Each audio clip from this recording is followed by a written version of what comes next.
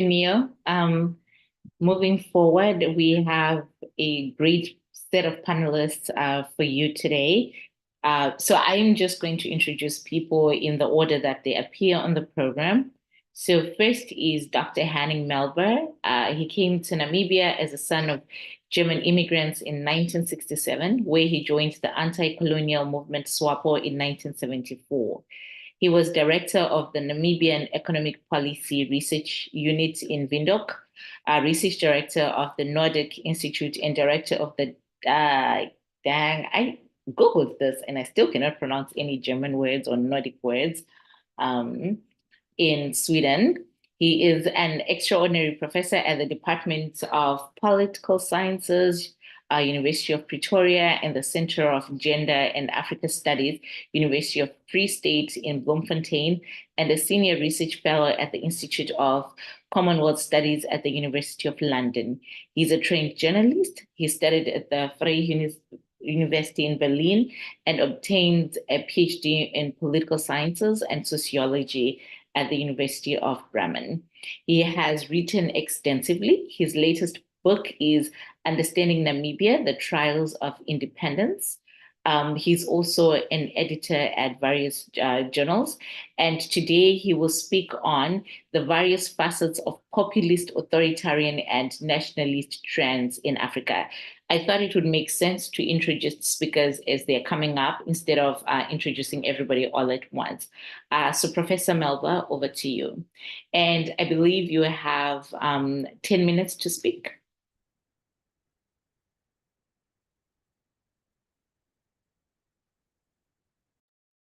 Sorry, you are muted, Dr. Melber.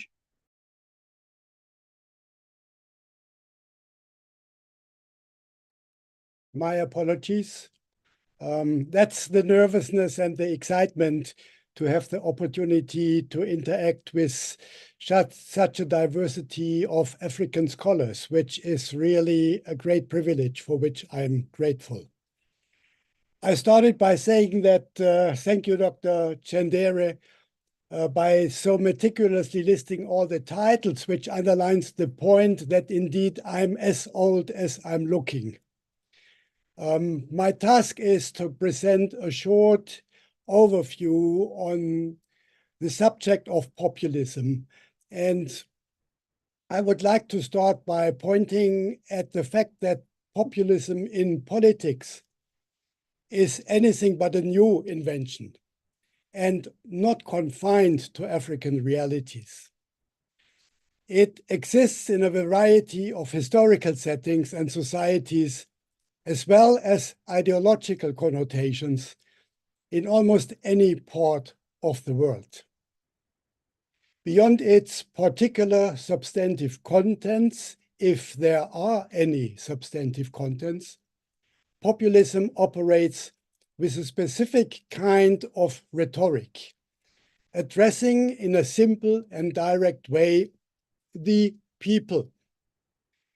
It creates the impression that it is them, the people, that would matter, that they count more than access to political power by those acting in a populist mode. Populist forms of mobilization are not necessarily, by definition, despotic or authoritarian. At times, they deliberately tend to promote liberal democracy, while being in their core utterly illiberal.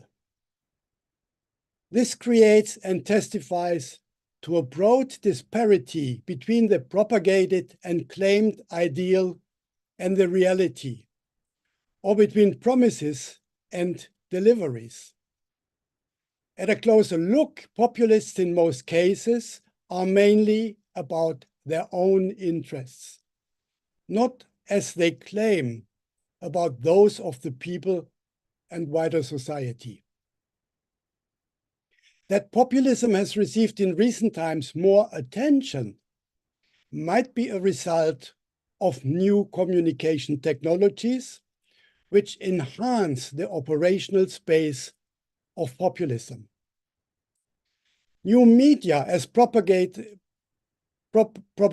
instruments are a suitable tool for spreading populist messages, often deliberately including fake news.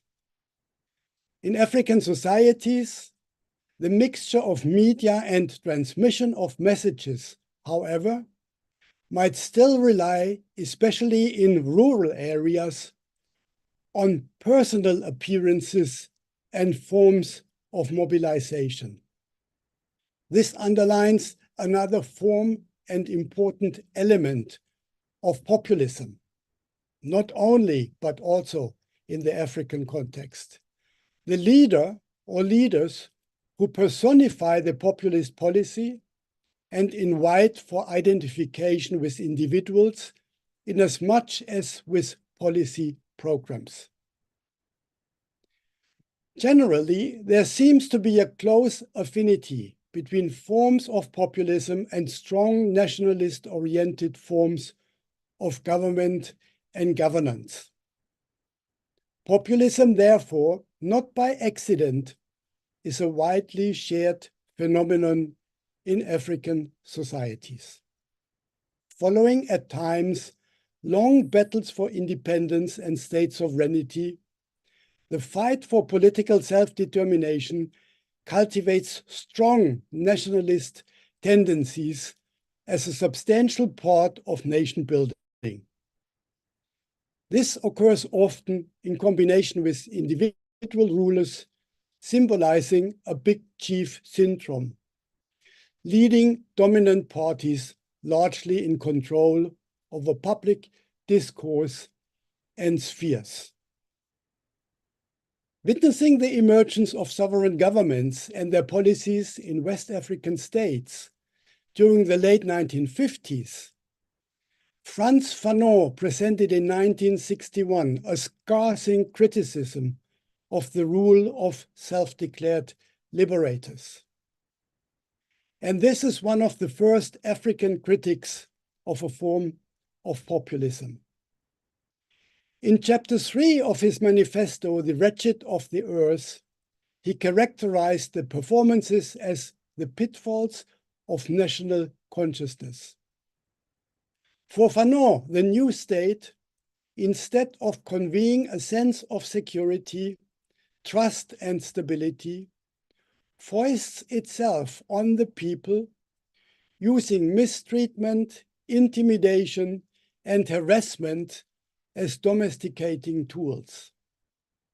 The party in power, as Fanon states, I quote, controls the masses to remind them constantly that the government expects from them obedience and discipline. End of the quote. Not much has changed in the 64 years since then. The common engagement with populism tends to focus on the context of established democracies in which populists mobilize against an establishment and appeal to sentiments suspicious of those democrats in government, rallying against both the established structure of power and the dominant ideas and values of the society. The common assumption is that they are of the people, but not of the system. This form of attack on established systems is not the point of departure for the kind of populism we are witnessing, especially in Southern Africa, where current populist discourses rely on heroic narratives to create continued identification with the past to legitimize the present.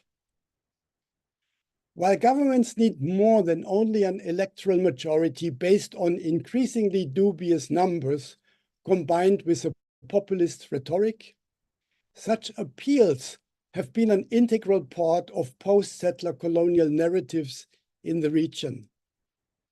They are a means to legitimize the continued governance of former liberation movements by appealing to the continued struggle against foreign domination and thereby marketing oneself as the only true alternative and promise of a better future. It is a kind of retrospectively applied populism vis-à-vis a colonial dominance. While this era of colonial dominance is formally left behind and replaced by a local government in a sovereign state, it remains accused of efforts to regain power. This justifies an ongoing struggle led by the former liberation movement as the sole legitimate authority to represent the people freed from the colonial oppression. Liberation movements as governments retain a movement character and often have more or less charismatic leaders, vivid individuals who can make politics personal and immediate instead of being remote and bureaucratic. But the times when leaders of the dominant parties could claim to be the alternative to the establishment are over. After all, they are the establishment. South Africa and the elections at the end of this month serve as a suitable example. The ANC's appeal to populist reminiscences of a bygone era of the struggle days has become increasingly less convincing. While populism continues to appeal to identification with the continued struggle against foreign domination, marketing oneself as the only true alternative and premise of a better future becomes increasingly shallow and hollow. It is a kind of retrospectively applied populism vis-à-vis a colonial dominance that has been replaced by a governing party perpetuating colonial features. The claim of an ongoing struggle led by the former liberation movement as the sole legitimate authority to represent the people freed from the colonial oppression is an effort of fending off any domestic political opposition. But the times when leaders of the dominant parties could claim to be the alternative to the establishment are over. They are, as already said, the establishment. As observed by the South African political analyst William Gumede, I quote, "African independence and liberation movements turned governments have often become obstacles to building lasting democracies. Their internal organizational cultures, leaders, and the way they exercise power have more often undermined democracy." End of the quote. This, however, and I'm soon ending, applies in the case of South Africa also to those who now shared the heroic narrative but then decided, in pursuance of their own agendas, to mobilize in the disguise of presenting a new alternative, trying to seize power from the ANC as the declared cradle of their own ambitions and aspirations. They reproduce the pseudo-radical populism of those they are now challenging. The economic freedom fighters, EFF, of Julius Malema and the new Umkhonto weSizwe MK party of Jacob Zuma are birds of the same feather and no alternative to the ANC. They are more of the same and most likely far more dangerous. They are a visible indication that populism is alive and kicking. To end, I am grateful for the opportunity to benefit, like all of you in attendance, from listening to the 5 presentations of African scholars following and their nuanced engagements with a variety of features, forms, and consequences of populism in an African context. I thank you.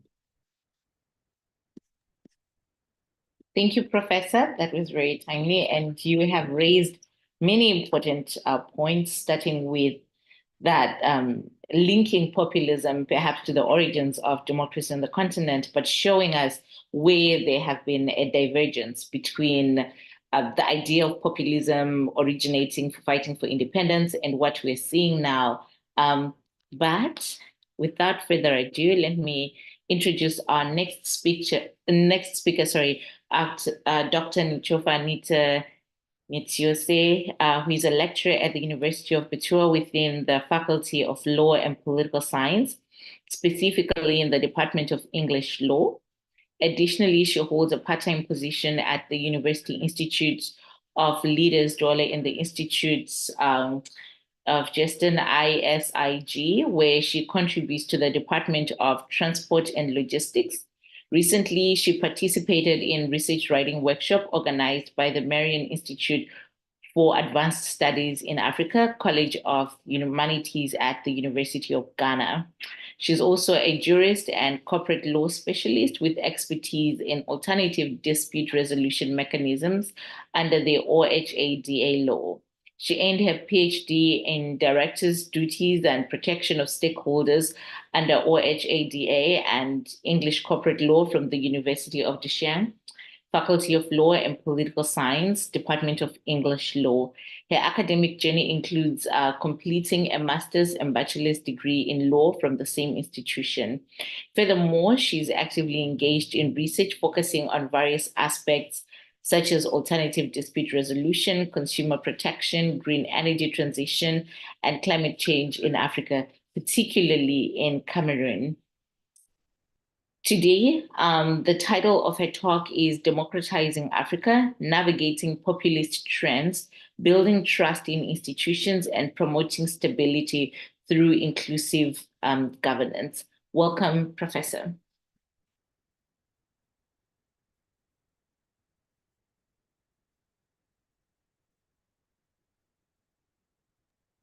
I thought I saw her coming in, but she might have been kicked out because I know people have been having challenges with internet.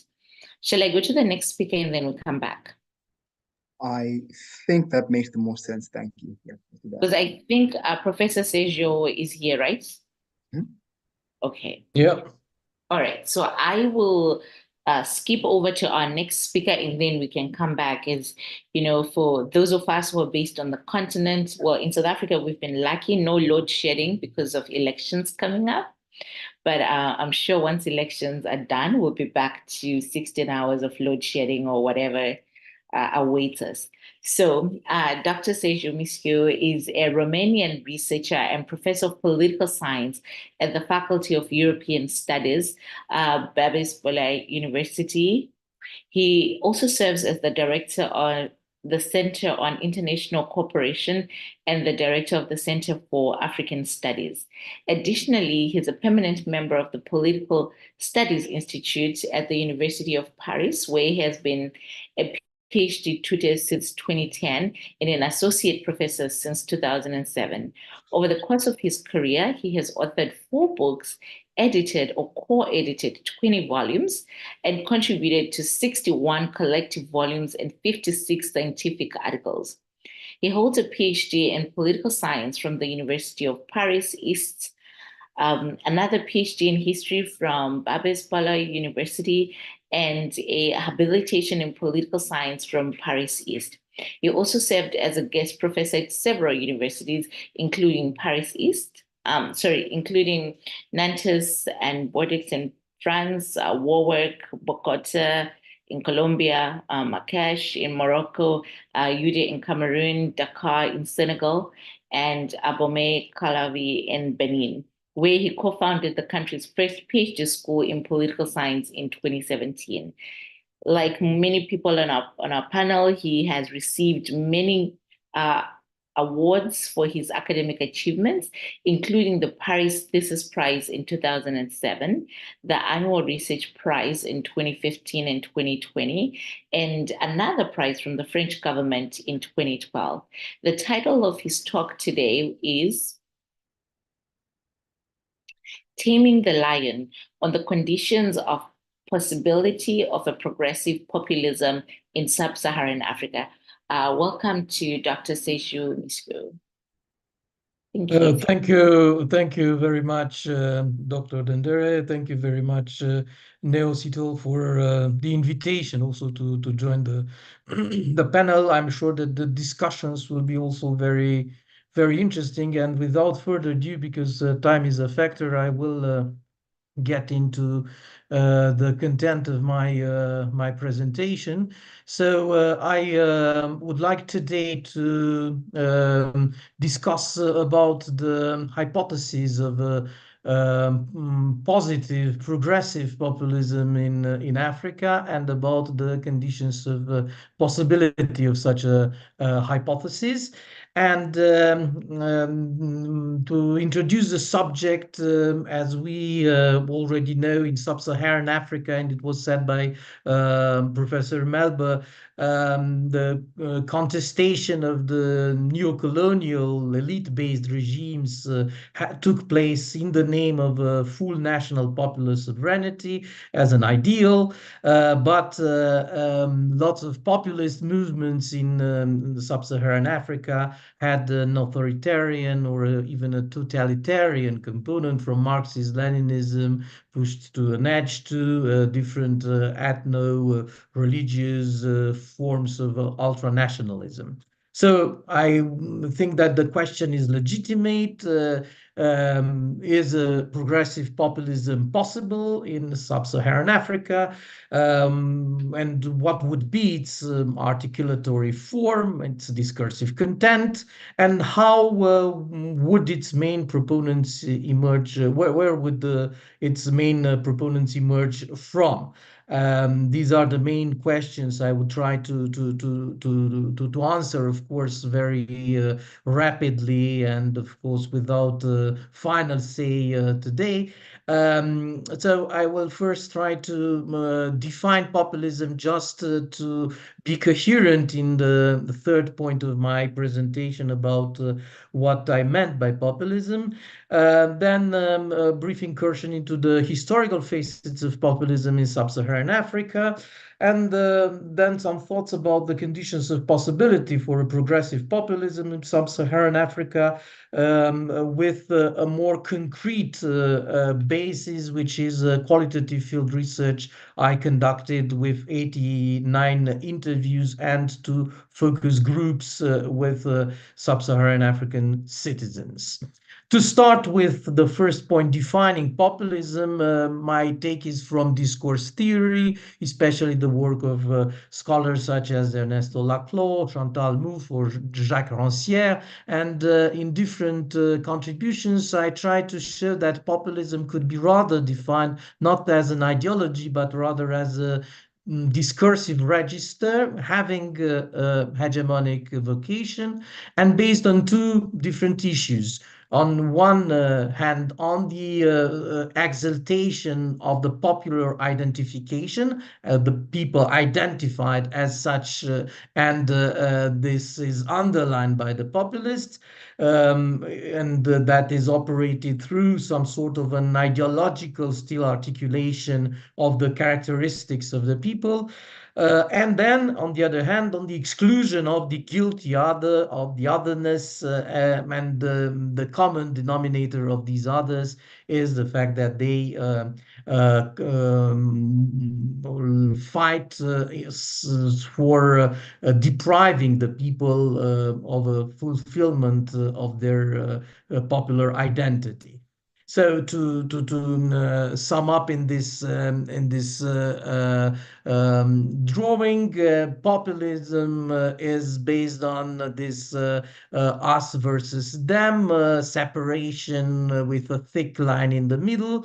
The people, which should be in some sort of a conjunction with the populist leaders, parties, intellectuals, people expressing demands such as justice, redistribution, morality, and so on. And on the other hand, the non-people, those who are not allowing the people to be itself, itself, and this is according to each type of populism, made out of the elites, of the rich, of the foreigners, and of course of different minorities, ethnical, cultural, sexual, or other, who compose this non-people that is repressed in the populist discourse.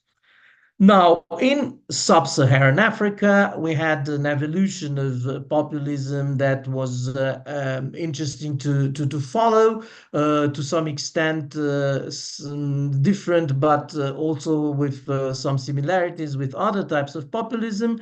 In the 1950s, the first emancipatory anti-colonial platforms emulating the examples of India's Nehru or Egypt's Nasser. And in the 1960s, the wave of independences initially was leading to some societal enthusiasm, and unfortunately this turned into major disappointment because, of course, for the first time, people realized the difference between a de jure independence and the de facto independence, which was not one, and democracy was then sacrificed on the altar of the Cold War alignment with all the historical events that we know.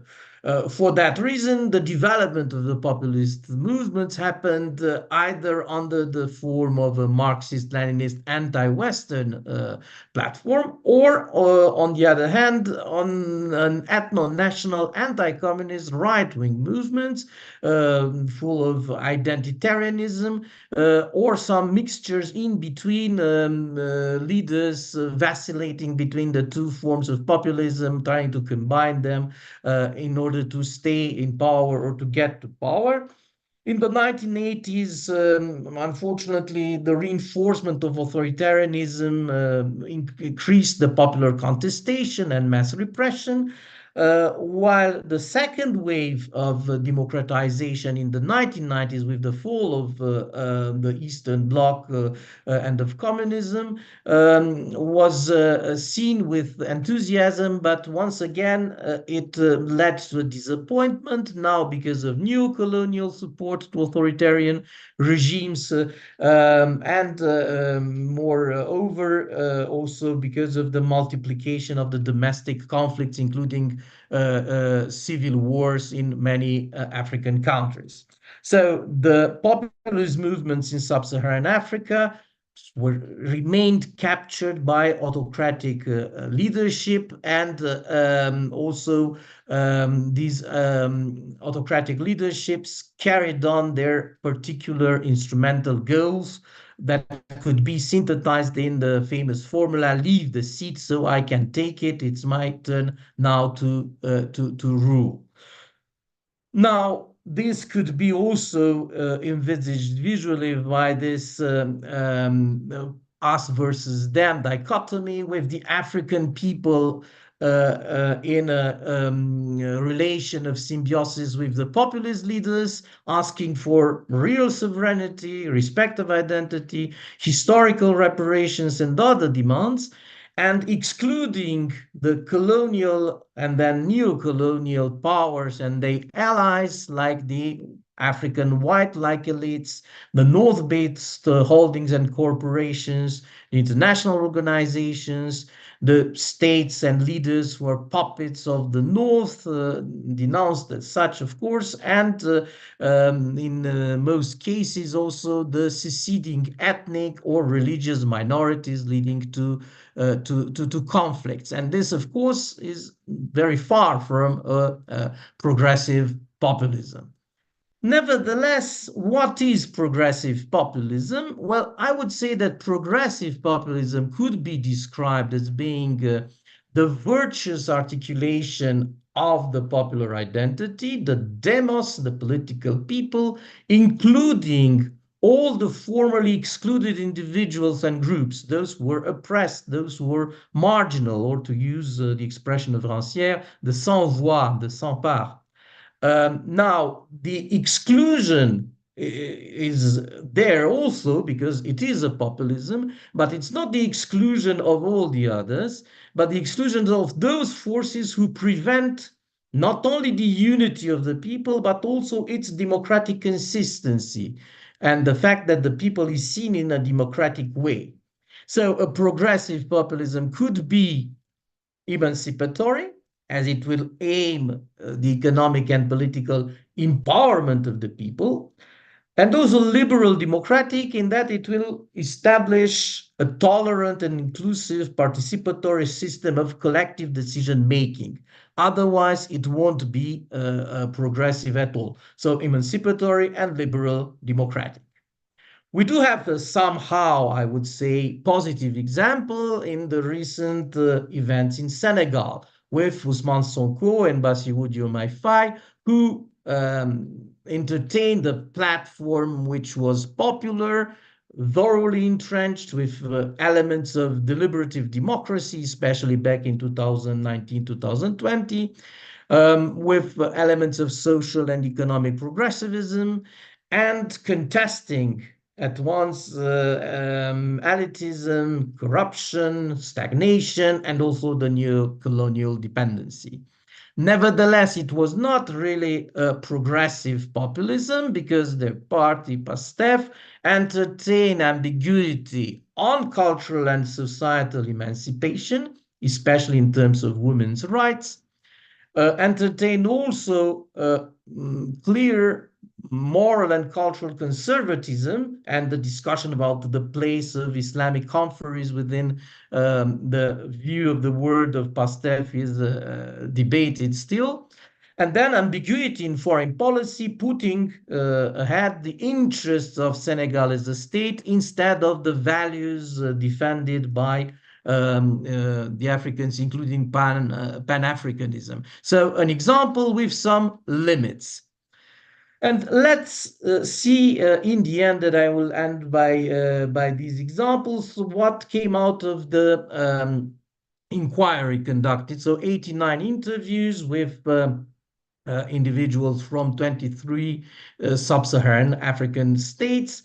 Of course, it's not representative from a statistical point of view, but that's not the point. It's rather important because of the diversity, I would say even the radical diversity of the people present in these interviews, and also the multi-criterial selection. The two focus groups, one in Benin and the other in Tanzania, with 18 participants, allowed me to go in depth into these elements and understand better the motivations of the participants to this research. The purpose was to understand what are the conditions for supporting a progressive populist movement as projected by these respondents.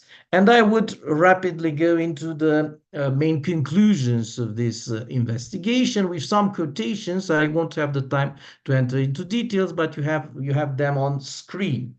So there is first a mistrust in the existing leaders, and this is generalized as an answer. These leaders are kept in the pocket of the Westerners, as somebody from Burundi said. Secondly, most respondents would support any movement that could, I quote, improve the people's precarious material conditions. So any genuine movement should be built around the idea of, I quote again, removing the elites from power. The elites, we understand now, those who are now in power. On the plus side, closer to positive progressive populism, only a minority of the respondents would condition the support for a popular movement by its entrenchment into essentialism, ethno-religious traditions. 20 out of 107 respondents, all in all, stressed the importance of ethno-religious tradition. On the plus side also, numerous interviewees would rather back a Pan-African people's movement, something that goes beyond, I quote, our current artificial frontiers, in order to liberate and transform Africa. So it means that the national framework is not necessarily the one blocking the emergence of this more universalistic populist emancipatory movement. On the minus side, nevertheless, many participants do believe that, I quote, for fighting against the rotten system, we need to restore our way of living, our faith, our customs. So there is nevertheless an element of regression in terms of the projection of ideal type of essentialized community. Then some respondents also believe that democracy is not for the Africans, and so we need decades of strong leadership, order, discipline, I quote, enforced by a patriotic guide in order to guarantee the freedom of that African people. And also on the minus side, some participants think that everything is worth to get rid of the colonial or neo-colonial oppressors. Even as Malian said, we need the support of Russia for that.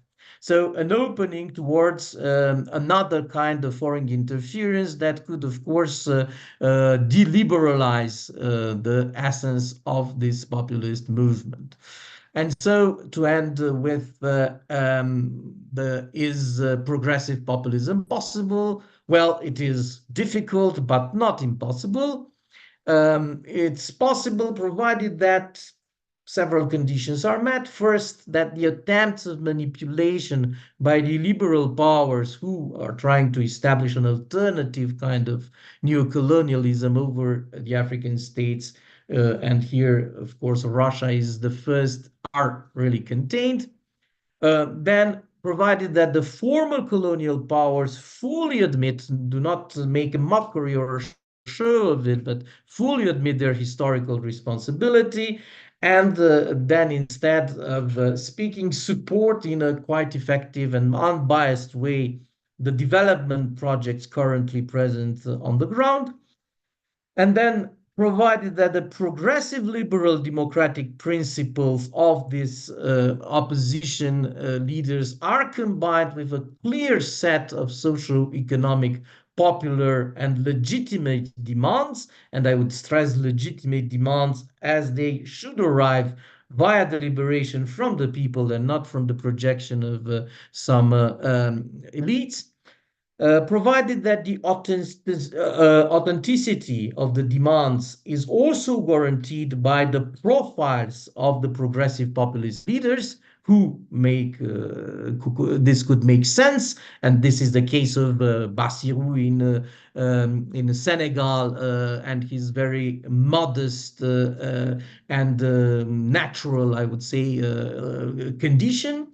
And finally, provided that reconciliation and tolerance become essential, and these are without any doubt two important conditions, but not on the expenses of radical reforms, because otherwise we'll turn in a circle and we will go back to the previous kind of very polarized regime. So if these conditions are met, I would stress that according to this research, there are chances for progressive populist platforms in Africa. Thank you for your attention. Thank you, Professor. Yes. So I will go back to Professor Nichofia. She's now here and ready. Professor, do you have a PowerPoint that you would like to use, or you are just going to speak?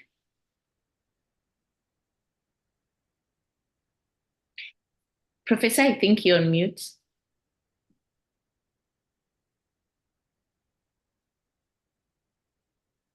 Sorry, I have network issues. I have a PowerPoint that I will use. Okay. All right. So whenever you're ready. Can you hear me? Yes, we can hear you. Just 15 minutes. Can you hear me?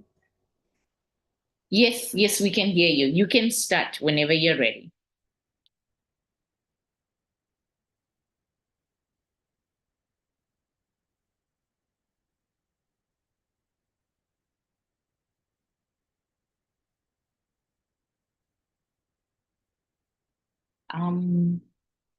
Maybe let me have one of our hosts, Neil, someone try and help her offline, and then we'll just go to the next speaker for now. Is that okay? Maybe check in with her offline, and then we will jump straight right now to, if you are ready, Professor Eduardo Yogo, are you ready? Yes, I am. Okay, so I will go ahead and introduce you. Professor Yogo is a political scientist specializing in international relations and strategic studies at the University of UDE.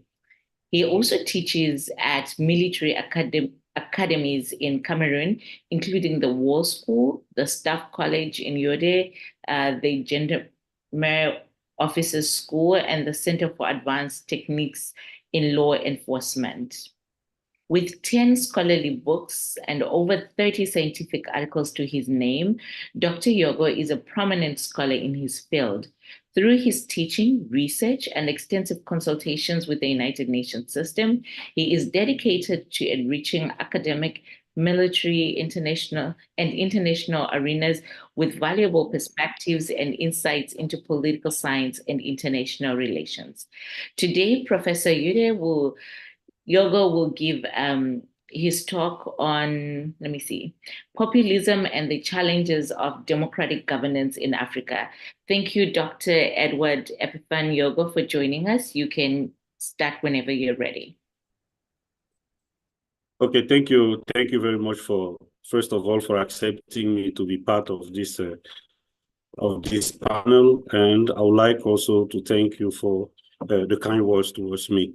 It's a pleasure for me to be around all the various famous scholars that we have here, and I want to greet everybody being present here. Well, I have to discuss on populism and the challenges of democratic governance in Africa. In order to do that, we are going to, first of all, try to understand populism in the context of Africa, and then have a glance on the consequences and which responses can be implemented to it. First, we have to understand that Africa's political landscape has been marked by various challenges, including governance and socio-economic disparities.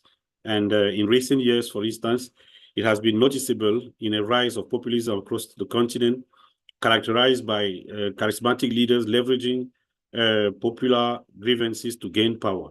If we need to give a definition to populism, what one can understand it as a political approach that emphasizes the interests and needs of the common people against those of established elites or perceived outsiders. And generally, it involves charismatic leaders employing rhetoric that appeals to emotions or identities rather than rational policy solutions. And the main statement that we want to defend here is that the rise of populism, first of all, is evident in Africa. And in Africa, it presents profound challenges to democratic governance. These challenges include the erosion of institutional checks and balances, the polarization of political discourse, and threats to the rule of law and human rights. Therefore, some answers must be addressed to these challenges, the challenges raised by the rise of populism in Africa. We have also to mention that if we want to understand the etiology of populism in Africa, we must know that several economics and historical factors contribute to the rise of populism in Africa. Persistent inequality, both economic and social, they create fertile grounds for populist rhetoric and exploits a grievance among marginalized population. There is also rampant corruption, which undermines trust in the traditional political institutions, leading people to seek alternative leaders who promise to root out corruption. You know, it's a question of confidence and mistrust. So if populism has to be fought by creating a state of confidence, that is fighting mistrust within the political sphere. Examining prominent populist leaders in Africa reveals common mobilization strategies to contribute to their success. They often employ a nationalist rhetoric that emphasizes national pride and sovereignty, tapping into sentiments or patriotics to garner support. They also capitalize on anti-elite rhetorics, portraying themselves as champions of people against corrupt or out-touch political elites. Furthermore, populist leaders in Africa frequently make promises of simple solutions to complex issues.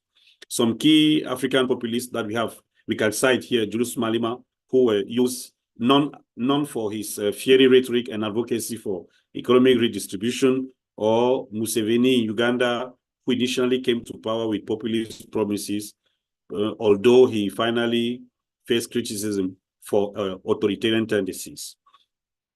Populist movements and leaders can vary widely in ideologies and methods, but they often appeal to grievances and frustration of marginalized or disaffected groups by promising radical change and challenging established political elites. The consequences that we can draw from of populism on democratic governance, first of all, is the weakening of democratic institutions. In fact, I think I would rather write weakening consolidating the weakness of democratic institutions. Populism can undermine democratic institutions by weakening the separation of powers, which is essential for maintaining check balances with democratic systems. Populist leaders may attempt to consolidate power by undermining the independence of the judiciary, sidelining legislative bodies, and concentrating authority in the executive branch. Additionally, populist governments often target independent media outlets, seeking to support dissenting voices and control the flow of information. This erosion of democratic norms as institution can lead to the erosion of accountability and the concentration of power in the hands of a single leader. Another consequence is the political polarization and social fragmentation, in terms of tending to exacerbate political polarization and social fragmentation by framing political discourse in terms of us versus them.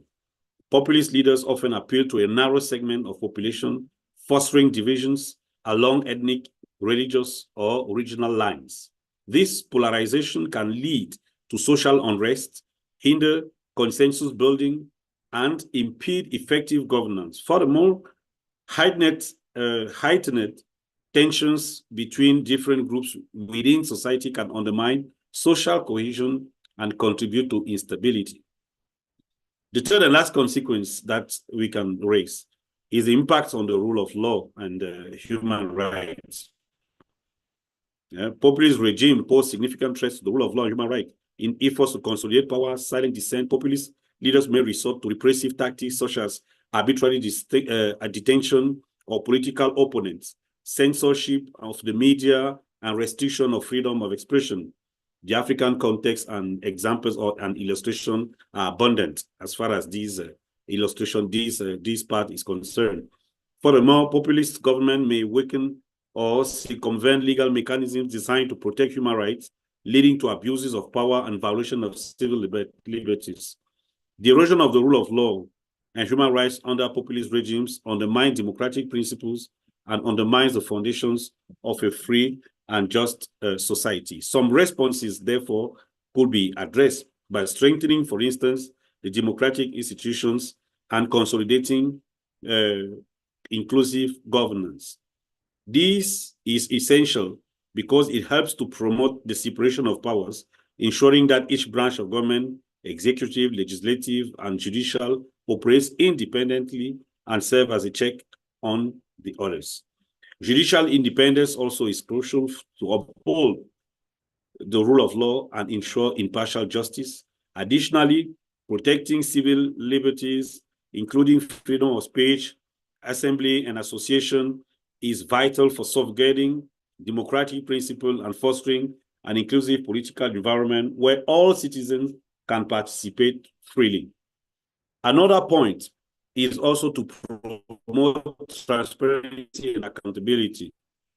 These are essential pillars for democratic governance, and government should prioritize measures to increase them. Implementing robust accountability mechanisms such as oversight bodies and whistleblower protection can help to prevent corruption and hold public officials accountable for their actions.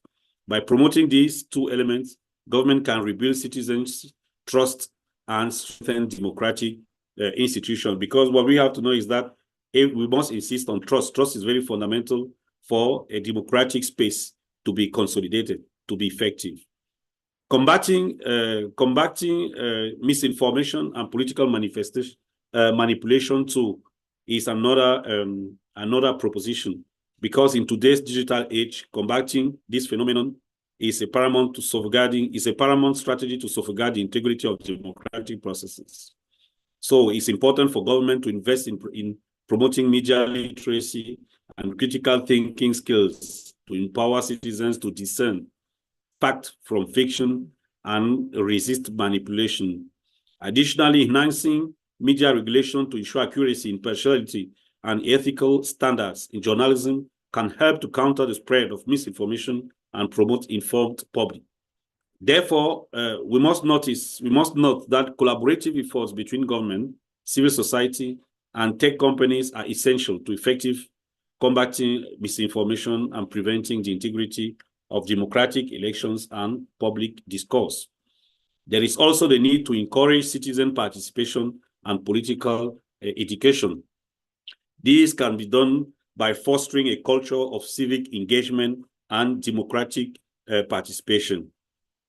So to conclude, what we have to keep in mind is that it is evident that populism poses significant challenges to democratic governance in Africa, because it threatens the foundation of democracy and jeopardizes the rights, freedom of citizens. Therefore, there is an urgent need for action to preserve democracy and strengthen democratic institutions in the face of populism. Governments, civil society, organizations, and citizens alike must work together to uphold democratic principles, protect human rights, and promote inclusive governance. By resisting to authoritarian tendencies, defending the rule of law, and fostering a culture of accountability and transparency, we can safeguard democracy and ensure a bright future for Africa. In terms of future perspective, it's essential to acknowledge the challenges and opportunities that lie ahead in the quest to strengthen democratic governance in Africa. While populism continues to pose threats to democracy, there are also opportunities for positive change and progresses.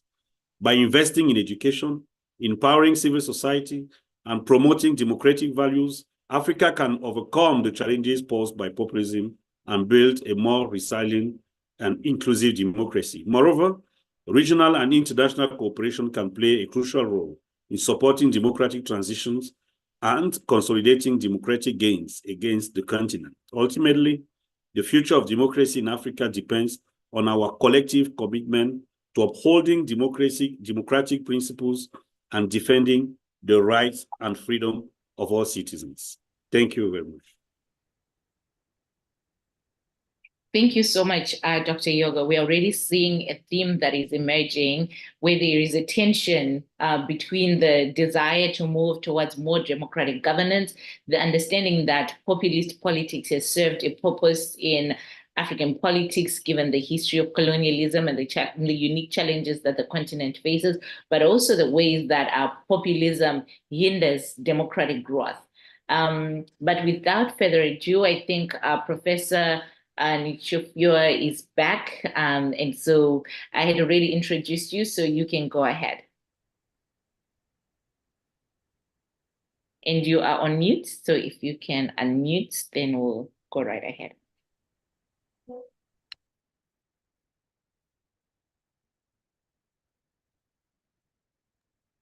You're still muted.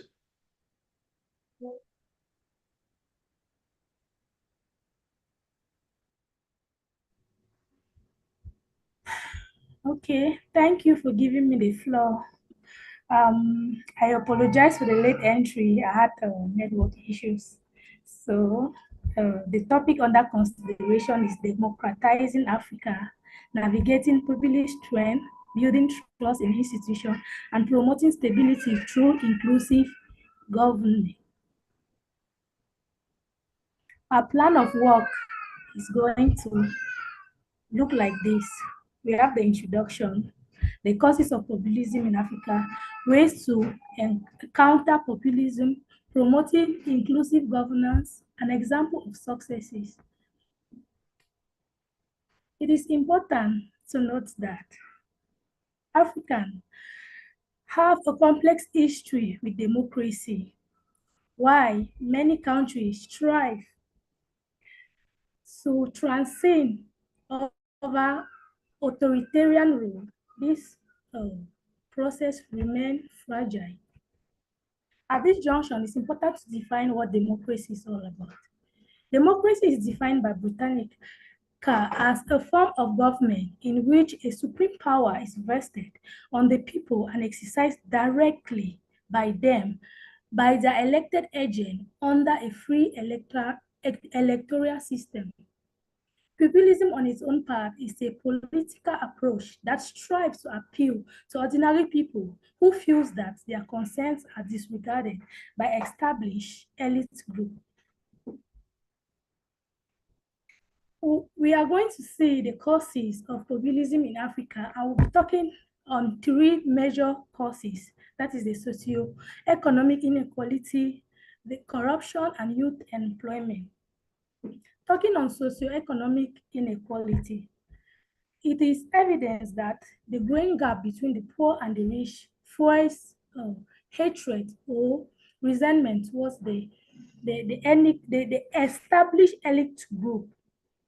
And one of these examples is the Gini coefficient, which shows a perfect inequality between income distribution. This Gini coefficient ranges from 0 to 1, 0 representing perfect equality, that is, everyone has the same income, and 1 representing perfect inequality, where one person has all the income, while everyone else has none. In South Africa, the Gini coefficient historically has been one of the highest in the world, indicating significant income inequalities. South African Gini coefficient was around 0.63 in 2009, in 2022, and remained same till date, reflecting substantial disparity in income distribution. Talking on corruption, we notice that rampant corruption weakens institutions and destroys public trust in Africa. One example is in Zimbabwe, where the Mugabe's regime corruption and mismanagement led to economic collapse, driving disappointment and paving way for populist movement. In Nigeria, widespread corruption among political elite has fueled support for populist figures like Buhari, who promised to tackle this corruption. Similarly, in South Africa, the ANC's corruption scandals under Jacob Zuma's presidency contributed to the rise of populist opposition parties like the Economic Freedom Fighters. Now, talking on youth unemployment, we notice that youth unemployment can indeed fuel populist movement in Africa, as disappointed young people may turn to charismatic leaders offering simple solutions. Populist leaders, on their own part, often exploit this frustration by simplifying complex issues. While they may initially appear responsive to citizens' concerns, at first, their rhetoric can aggravate social division and undermine democratic institutions. One example is the rise of Julius Malema in South Africa, who gained popularity among unemployed youth by advocating for radical economic policies and land redistribution. In Nigeria, the Not Too Young to Run movement emerged partly as a response to high youth unemployment rates, reflecting a desire for political changes among young generation. Additionally, movements like the Flag in Zimbabwe, led by Pastor Evan, tapped into frustration with unemployment and government corruption, uniting support for change. Now we are going to look at the various ways in which we can counter this populism in Africa. One of the ways is strengthening the rule of law. Ensuring fair and impartial application of the law, regardless of social status, is vital. Countries like South Africa have undertaken constitutional reform to strengthen institutions and ensure that the rule of law is upheld. Liberia also put in efforts to reform its judiciary after civil war, and ensuring that the judiciary is free from political influence helps uphold the rule of law. Rwanda and Ghana, on their own part, implemented healthy anti-corruption measures, which are essential for promoting transparency and accountability, which are also key elements of the rule of law. Kenya has also witnessed vibrant civil society movement advocating for legal reforms and accountability, contributing to strong rule of law. It is important to note that many African countries have also partnered with international organizations and donors to strengthen the framework, improve access to justice, and build capacity within legal frameworks. The second way in which we can counter populism is combating corruption. A zero-tolerance approach to corruption with robust anti-corruption agency and independent media scrutiny is vital. Rwanda has been praised for its effort to combat corruption through a combination of strong leadership, institutional reforms, and anti-corruption legislation. The country has established specialized anti-corruption agencies and courts to investigate and prosecute corruption cases swiftly and effectively. Botswana, on its own part, has a reputation for being one of the Africa's least corrupt countries. Its success in combating corruption can be attributed to strong democratic institutions and a strong legal framework. Mauritius has also implemented a series of anti-corruption measures, including the establishment of Independent Commission Against Corruption, which is responsible for investigating and prosecuting corruption cases. Ghana has taken significant steps to combat corruption, including the passage of anti-corruption legislation and establishment of anti-corruption institutions such as Commission on Human Rights and Administrative Justice. Kenya has also made efforts to tackle corruption through establishment of institutions such as Ethics and Anti-Corruption Commission. It is important to note that these examples highlight the diverse strategies that African countries have employed to combat corruption and promote good governance. However, it is worth noting that the effectiveness of these measures can vary, and corruption remains a significant challenge in many African countries. We are also going to look on how we can promote inclusive governance. First is by empowering civil society. Supporting civil society organizations strengthens democratic discourse and hold government accountable. One example is Ghana, which has implemented measures such as democratization to empower local communities, promote participation, and hold leaders accountable. Another example is Botswana, known for its stable democratic governance, where institutions are designed to include diverse voices and prevent the concentration of power. Additionally, South Africa has made strides to inclusive governance through mechanisms like Truth and Reconciliation Commission, aimed to address past injustice and fostering national unity.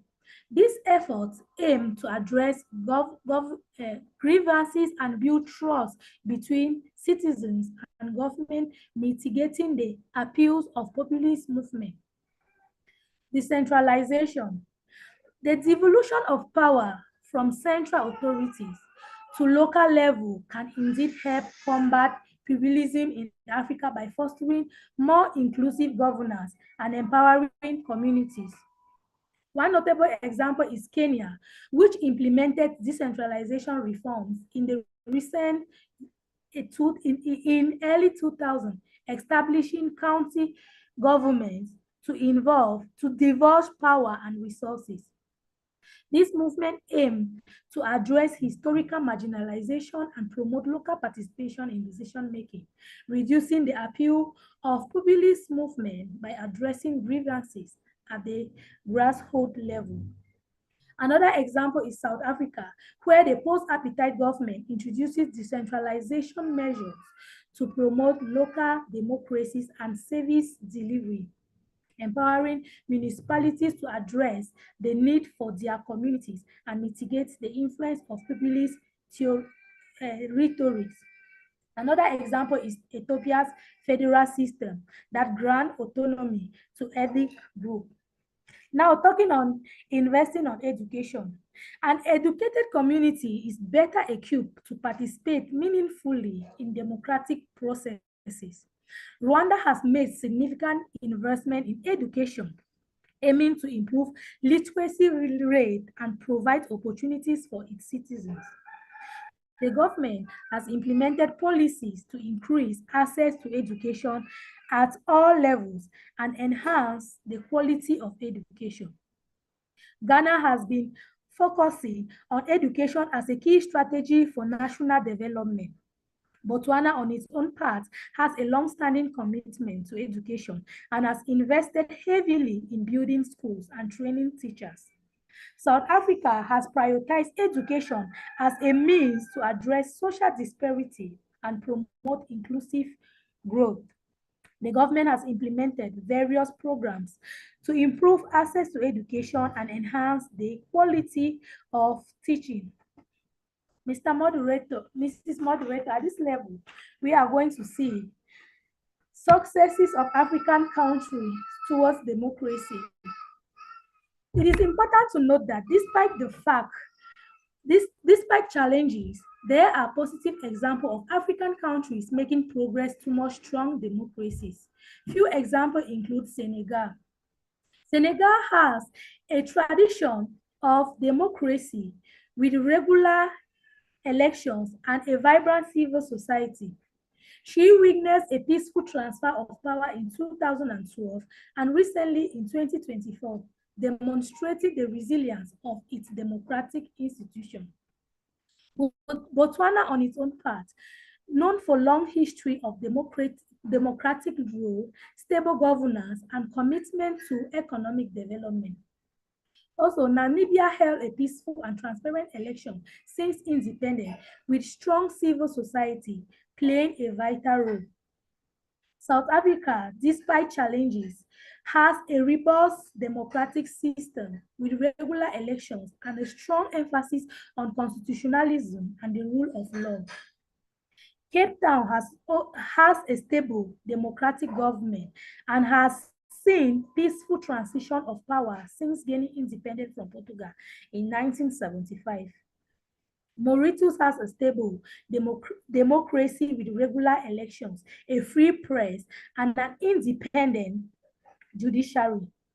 While challenges remain in each of these countries, they demonstrate significant progress towards building and maintaining democratic institutions. To conclude, democratization in Africa is a continuous process. By addressing the root causes of populism, fostering trust in institutions, and promoting inclusive governance, African nations can build more stable and prosperous society.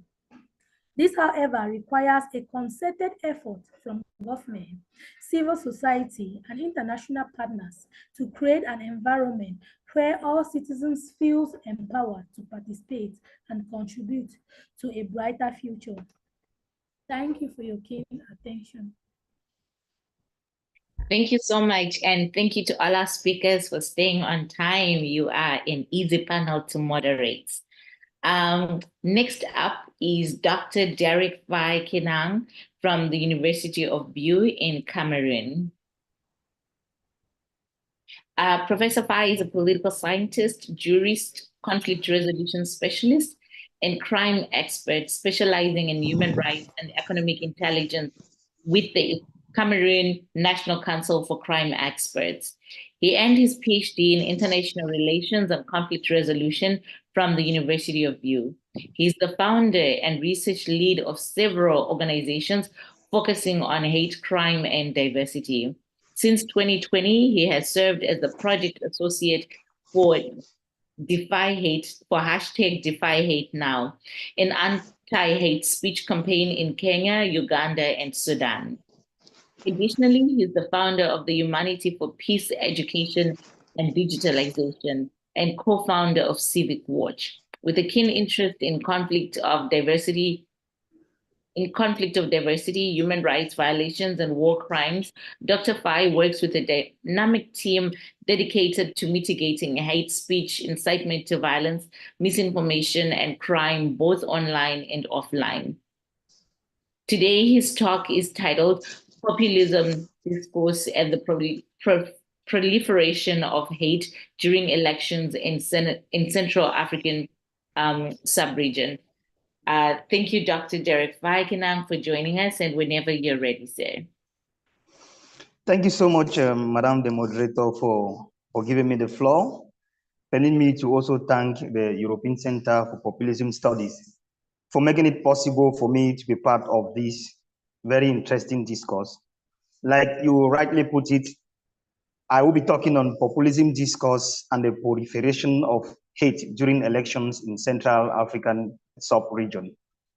And permit me to also steal some few seconds in my 10 minutes to say I am here to be a professor. I look forward to being that someday. I just defended my PhD of late. So just of reason. So if we might want to look at the discussions I'll be leading, I would just want us to have a very simple plan where we're going to have an introduction. We try to understand some concepts. We try to look at populism discourse through hate speech, and we go into the ramifications, and we take a conclusion, and if possible, come out with possible recommendations that we've produced. So at the level of the introduction, I would like to draw our attention to the fact that when it comes to issues related to populism discourse, we discover that populism is in reality something that has existed in Africa from time immemorial, and we've had different waves of populism in Africa. When we go by authors like Daniel Resnick, they make us understand we've had different waves of populism in Africa, and most especially in sub-Saharan Africa. And if you look at these different waves, you will understand that one of the most dangerous of them all was the waves that came in the early 1990s with the advent of multi-party politics in Africa. And with this, you discover there was a lot of populism discourse in the way people in their search to conquer and exercise power had to use populism discourse in order to get to power.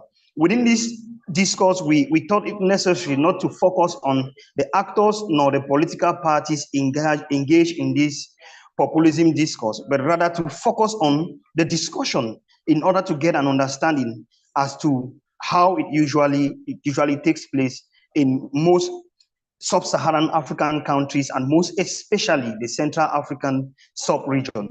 We are talking about countries like Cameroon, we're talking about countries like Gabon, Chad, the Central African Republic. But I also thought it necessary that we create time to try to understand some few concepts. But to gain on time, I think I will just flip through. I would like to want to pick the definition of populism according to Jane Mansbridge and Stephen Macedo. They make us understand that populism is all about the people in a moral battle against the elites. I like that.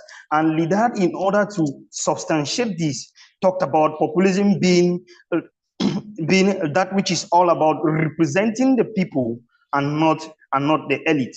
So if we could understand populism from this standpoint, that battle of the moral battle by the people against those they consider the elite.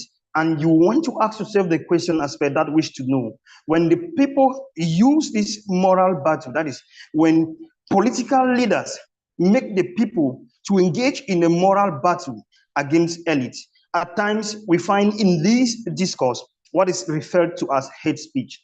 And by hate speech, I want to draw our attention to the fact that there is no universally accepted definition as of now. We have researchers on board who can come in to clarify on that. But from my own standpoint, there is no universally accepted and agreeable definition as to what hate speech is all about, for obvious reasons. But I usually like to go with the definition that was given by the United Nations organization, which considers hate speech as any form of communication in speech, writing, or behavior that attacks or uses pejorative and discriminative language with respect to someone's religion, ethnicity, color, distance, nationality. I usually just say background. So in my opinion, hate speech is any form of communication that attacks and discriminates or denigrates someone as a result of the individual's background. We can want to generally put it that way. And we might also want to understand the meaning of elections. And I like to always go by the definition of Ewan Sone, who considers elections as that mechanism by which power is given to certain individuals to govern the people. When we know that these are some of the things we're talking about populism discourse by trying to understand what populism is all about and how populism discourse in times of elections goes through the uses of hate speech. And we see it manifested. We want to look at how populism discourse uses hate speech or goes through hate speech in times of elections. You would like to do a study on presidential elections in countries like Cameroon. You would like to do a study on presidential elections in countries like Gabon, in countries like Chad, in countries like the Central African Republic, in countries like Nigeria, you name the rest. You discover that during this electoral period, during this period where the electoral calendar is being respected, there is that tendency of political populism being taken to its apex within the African context or within presidential elections in Africa. And these, they use it as a political strategy in order to conquer and exercise power. And by this political strategy, you discover that they coin populism inside another dangerous term, another dangerous form of discourse, which is that of hate speech. And you'll find populists acting most often, like Ezebie will put it, ensuring that the political strategy they are using to gain power, it is that which passes through the power of the tongue, backed by hate speech in all elections. And how do they go about doing this? We're talking about the fact that populism discourse through hate speech will always, in most of these elections, go through the fanning of hateful cliches. You discover that the populists go into a kind of hateful cliche in which they use degrading words, they use discriminatory words towards their opponent, whom they qualify or they bring in the eyes of the masses, in the eyes of the people, as someone who is aimed at destroying them. And so they should give him the power so that he looks for a way to put an end to the quagmire that is about to befall them.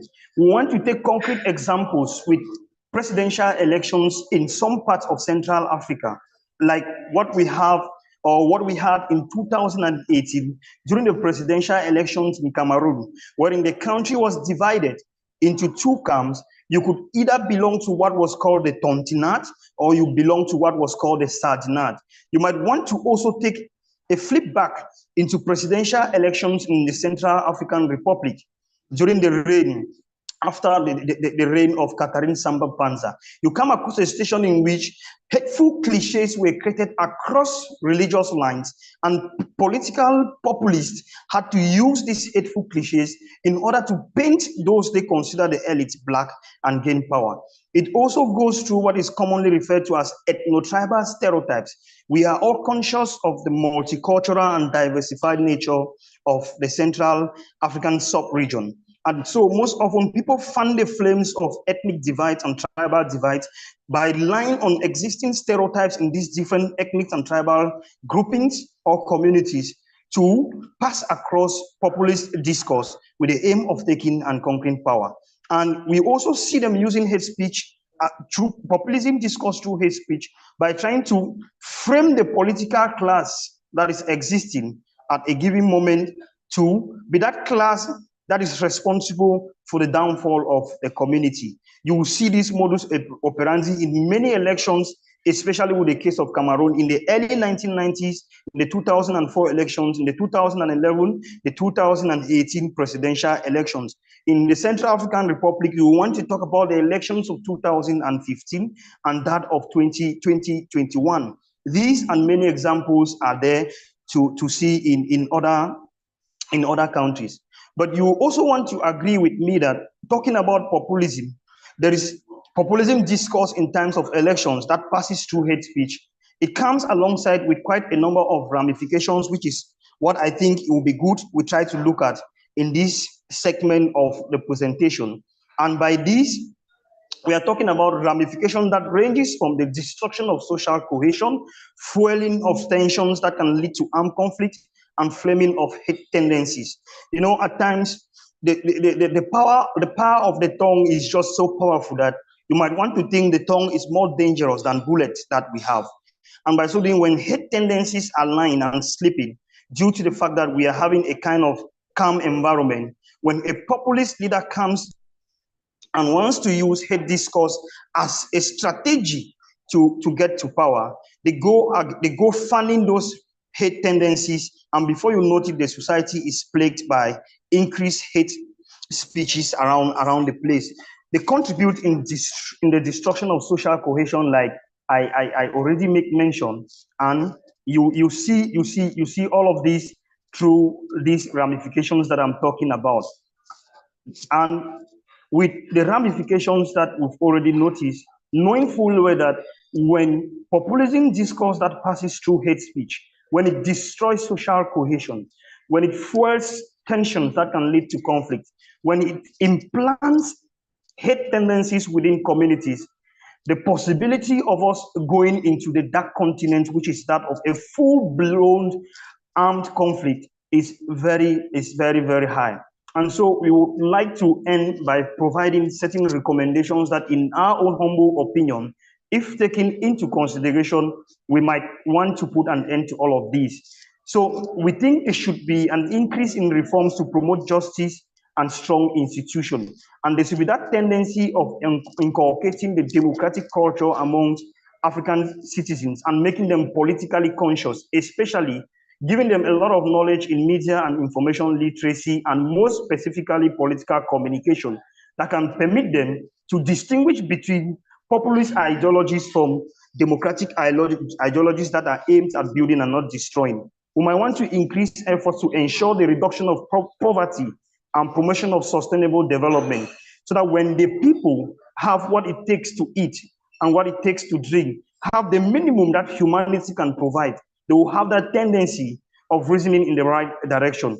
We want to build the capacity of a critical mass that can check the excesses of decision makers and politicians to make sure that the choices they make in terms of election is not based on hate rhetoric, but based on somebody that has a political program and balance sheet that ensures development and sustainable peace.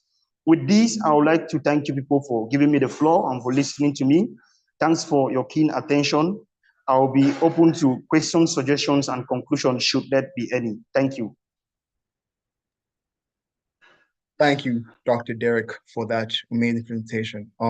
I'm back, meaning Dr. Dendera has left us, but she is still listening, which is fantastic.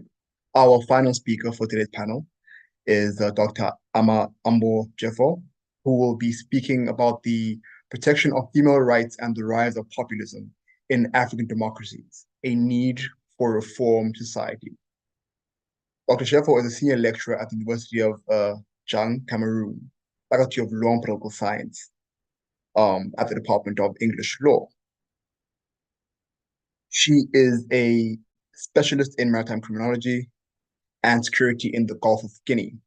Dr. Jeffo has obtained her PhD in English law at the University of Chang in 2019. She served as the interim dean at the School of Law and lecturer of maritime transportation and logistics at the National Polytechnic University of Bamenda, Cameroon, where she dispensed several courses at the postgraduate and undergraduate school. She supervises theses on maritime-related issues, politics and the rule of law, criminal law, human trafficking, property rights, employment law, international public law. She has also published widely on maritime security, policy, as well as the rule of law. Dr. Jeffo, please take it away. You're currently muted, Doctor.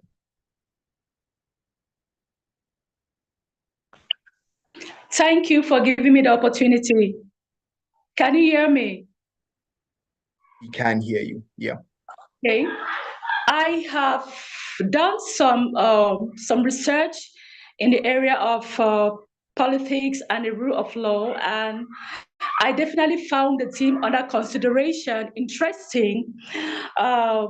However, considering the crisis the female gender face in the African democracies affiliated with gender roles, I was motivated to much my topic on the protection of female rights and the rights of populism in African democracies.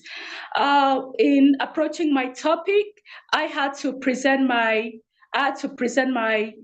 make my presentation into four main parts. The first part has to deal with we deal with recognizing the rise of populism trend and its implications.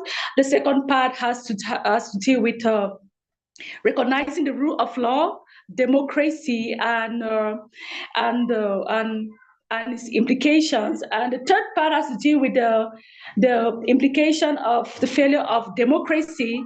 While the last part, I have to highlight the necessity to for necessary reformations for a successful society. Now let's go with the definition of populism. The question is, what is populism? Well, it's a very nuanced definition. Populism at one end means something, and another end means something else. Well, but I had to approach a much more simpler approach in defining populism, which is the will of the people. Populism is all about public opinion, right? It's a kind of a system whereby the politicians or the political leaders tend to depend on the will of the people against their representatives. This gets what we call democracy. Democracy and the law are intertwined, the democracy and the rule of law. And democracy is kind of a system of the law whereby the people, the population are given the opportunity to elect their government representatives to govern them. But however, the populists, however, turn to sideline the population towards them and makes the government representatives to appear corrupt set of people. And in effect, the population will have that tendency of not seeing the government representative they elected as their safe haven. The question that begs for an answer is populism. Is it legal, or does it have a legal backup? This could be somewhat controversial, but I would say that, well, it somehow has a legal backup because the Universal Declaration of Human Rights makes provision for the freedom of expression and opinion, which makes the populists tend to depend on this provision of Section 19 of the Universal Declaration of Human Rights to back up their rhetorics. And another question is populism.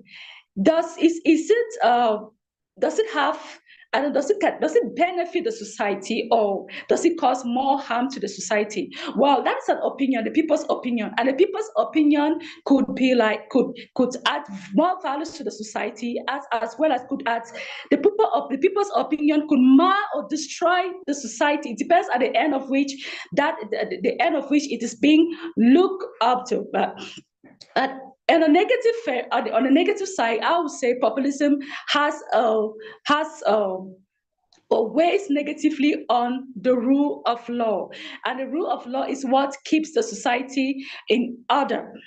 This will take us now to the next phase of our work, the next part of our work, which handles the rule of law, democracy, and the protection of female rights. Now, what is the rule of law? The rule of law is that system in the society whereby the society esteems that the state should have laws that govern the society, which makes the law supreme. And the rule of law has established another legal rule states that no one is above the law, which brings into play aspects like gender equality. This legal rule of no one is above the law has been incorporated in most constitutions in African democracies. The Constitution of Cameroon, for instance, affirms that. The Penal Code of Cameroon in Section 1 actually affirms incorporates this very vital rule of law of no one is above the law.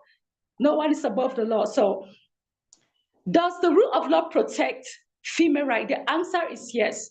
The rule of law has protected female rights in African democracies. How has it protected female rights African democracies? There is, for instance, the Maputo Protocol. The Maputo Protocol has protected the females against early marriage, whereby it defines the minimum age of marriage for every girl. Because there's that populist tendency that in Africa that a woman's place is in the kitchen. A woman is not to have a voice. And definitely a man could pick up a woman just wherever, at whatever age, and marry that woman. So the Maputo Protocol came in to protect that aspect of the female in terms of marriage. It's equally protected of property rights, property inheritance. He has made provision for, he has protected women in areas of divorce.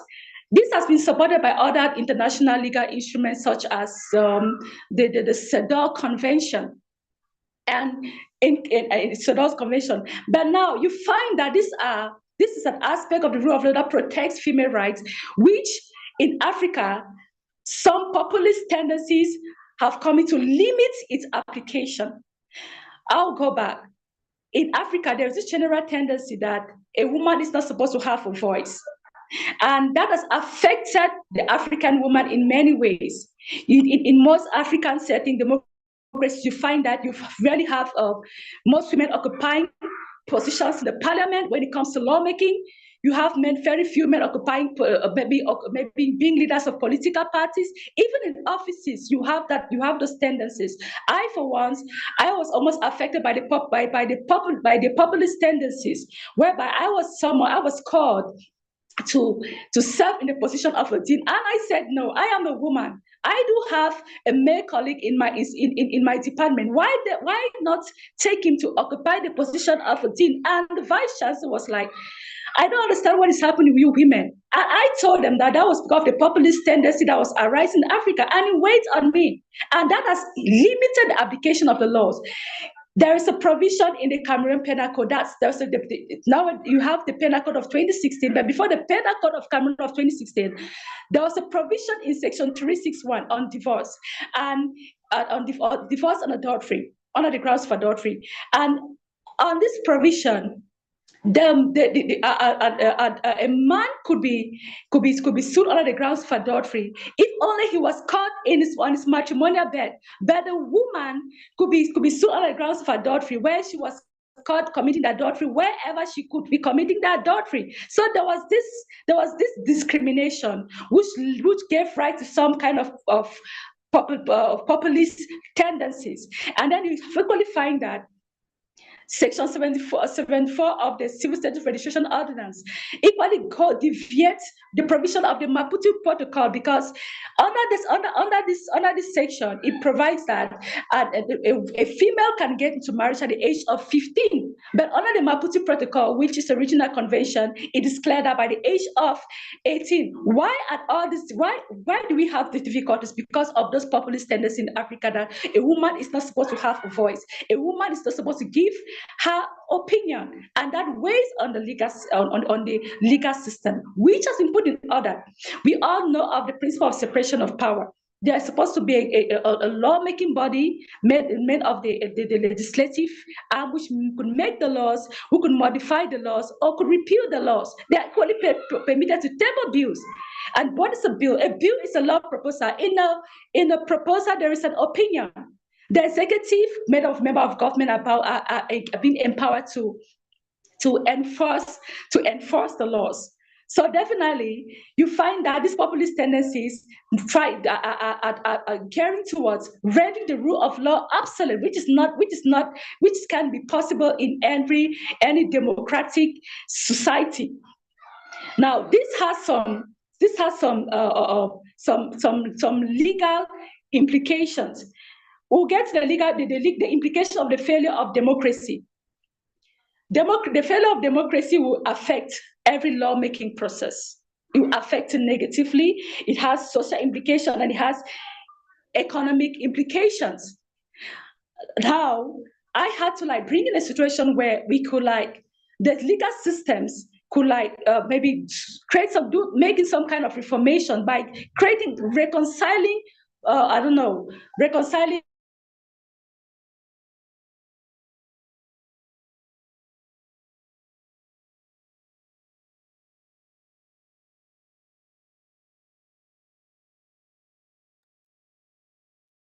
Okay.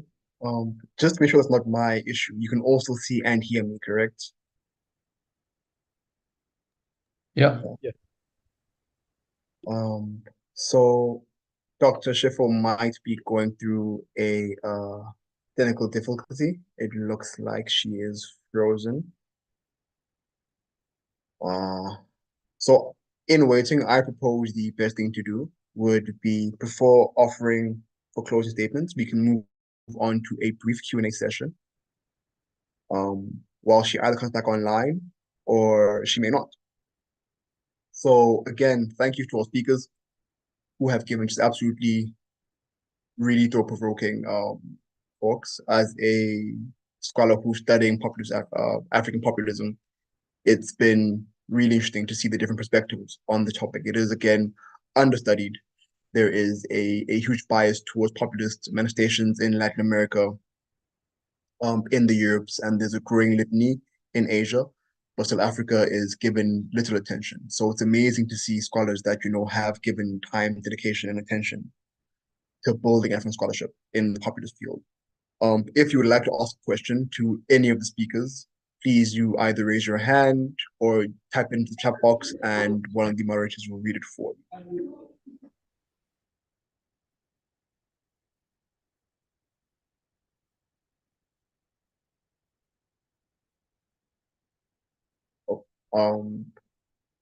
Mr. Patrick, would you like to ask a question? Yes, good afternoon. Good afternoon. Thank you for the lecture. It's been wonderful. I have a couple of, maybe let me just say 2 questions in order to give others time to ask too. The issue of populism is a topical issue and a very interesting one. But in the context of Africa, the idea behind populism here is your leaders listen to you and they hear from you so that they won't. Your leader tries to listen to you, get your own opinion about how you feel about issues of governance, how you are being led. And then there's always a cry against the establishment. But in Nigeria, for example, and I want to assume as it is in some other African countries, I don't really think we have this voice to make our leaders listen to us. Rather, we listen to our leaders. Their opinion and their views are forced on us. Not ours is not even considered. So if there is an element of progressive populism from what I've listened to from some people, I think in the context of Nigeria or some African countries, it's a little bit regressive. And I don't know why it is so. Because the voice is taken away from the people. The people are supposed to, ideally what populism is talking about is a moral battle against the elite or the establishment. But here we see a situation like during politics or electioneering campaign that the elites, these very elites are the ones that bite the ordinary people. These ordinary people that you think should have a voice are the ones that succumb to the gifts, petty gifts, material gifts, cash, and any other thing you can imagine to lure them during election, in the face of electioneering. So there's a kind of feelings to me that you have already sold your rights. You have already given away that voice that should be listened to. So in a nutshell, is populism actual? Is it obtainable in Africa based on the little I have said? Thank you. Just to ask, is there a particular scholar you've posed the question to, or is it a free-for-all? Can anybody answer it? Yeah, anybody can answer, but the last speaker and my colleague that just became a doctor from Cameroon, they spoke very well, but if they can answer, any other person is fine by me. Thank you.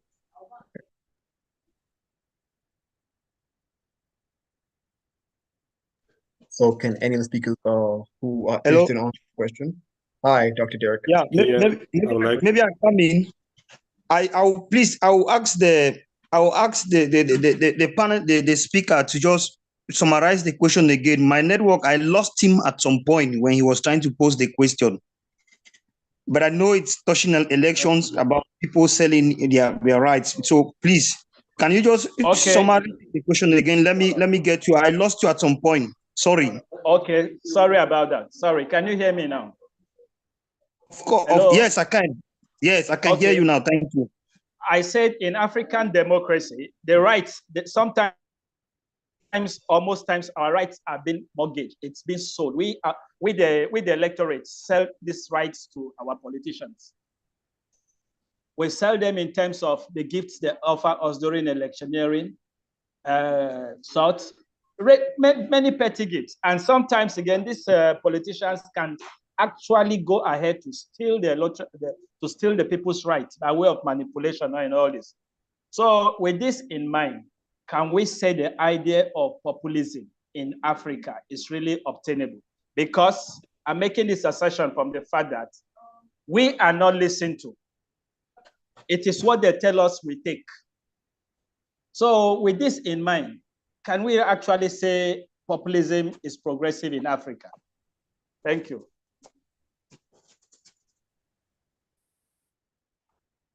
Thank you so much for that. I think if I should give an answer to your worry, it will be more of a debate of school of thought. But I want to go with the school of thought that strongly believes populism is present in Africa and it is gaining ground. If we might be facing a lot of difficulties to have populism actors or populism leaders in Africa, populism discourse, it's already very present, especially with the advent of multi-party politics.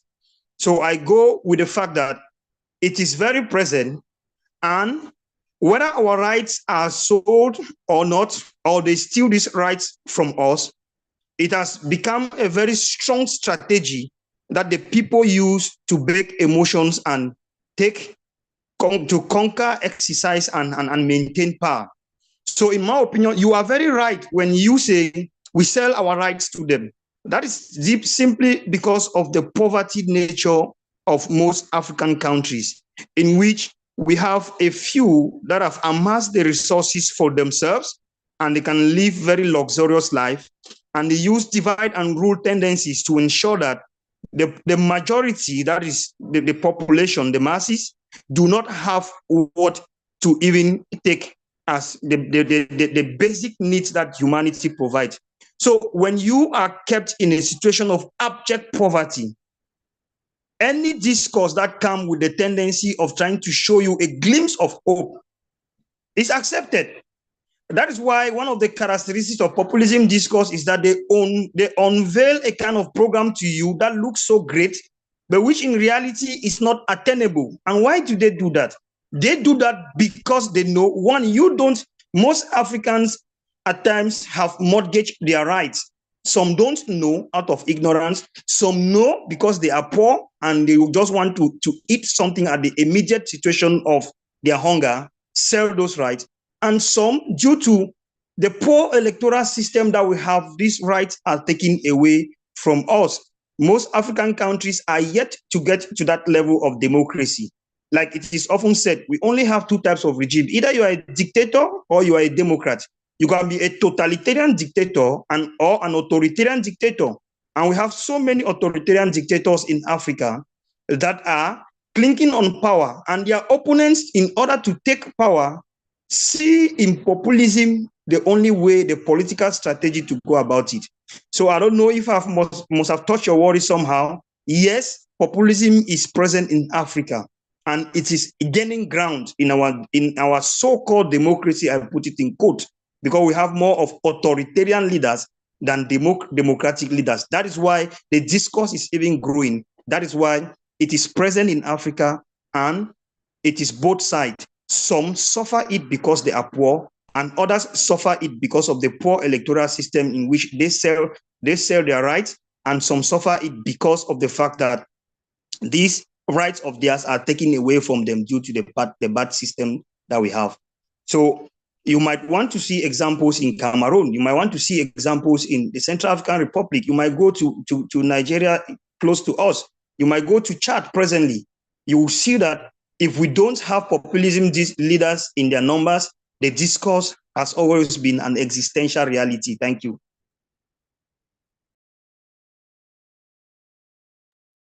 Thank you so much, Dr. Derek. 1 second. I saw a question from Mr. Julius. But before I give Mr. Julius the floor, Dr. Sergio, are you raise your hand in response to the question, or is it an additional comment? Yeah, it was in relation with the question, because it was about progressive populism, so it was in the topic of my presentation. It is just to stress the fact that once again, as Kinang Derek just said, the fact that there is a mechanism meant to reproduce the same elites in power and to transmit this power from father to son and so on is a mechanism that blocks alternation to power. And that's a reality in many countries. We discussed here several times about Cameroon. We know very well that from the early 80s, we have the same person in power controlling through clientelistical system the entire political realm. So because of this feature, the opposition, generic opposition, can very well participate in regular elections with quite modest results and with no prospect at all of gaining power. And that brings us to some generic solution, which could be denouncing the power itself based on a populist discourse.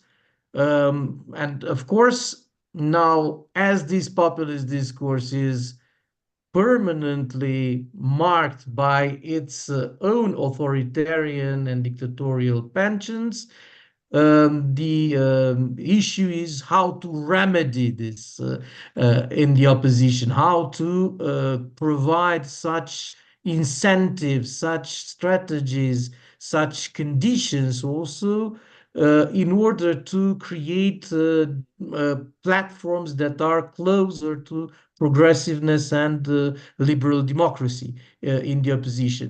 And nevertheless, we have some examples, and I sketched the example of the opposition in Senegal. Of course, it's not very specific in relation to other African systems, but still it's a good example under the circumstances where power was still there, also very much blocked by the elites, and the reproduction of the system was quite imminent.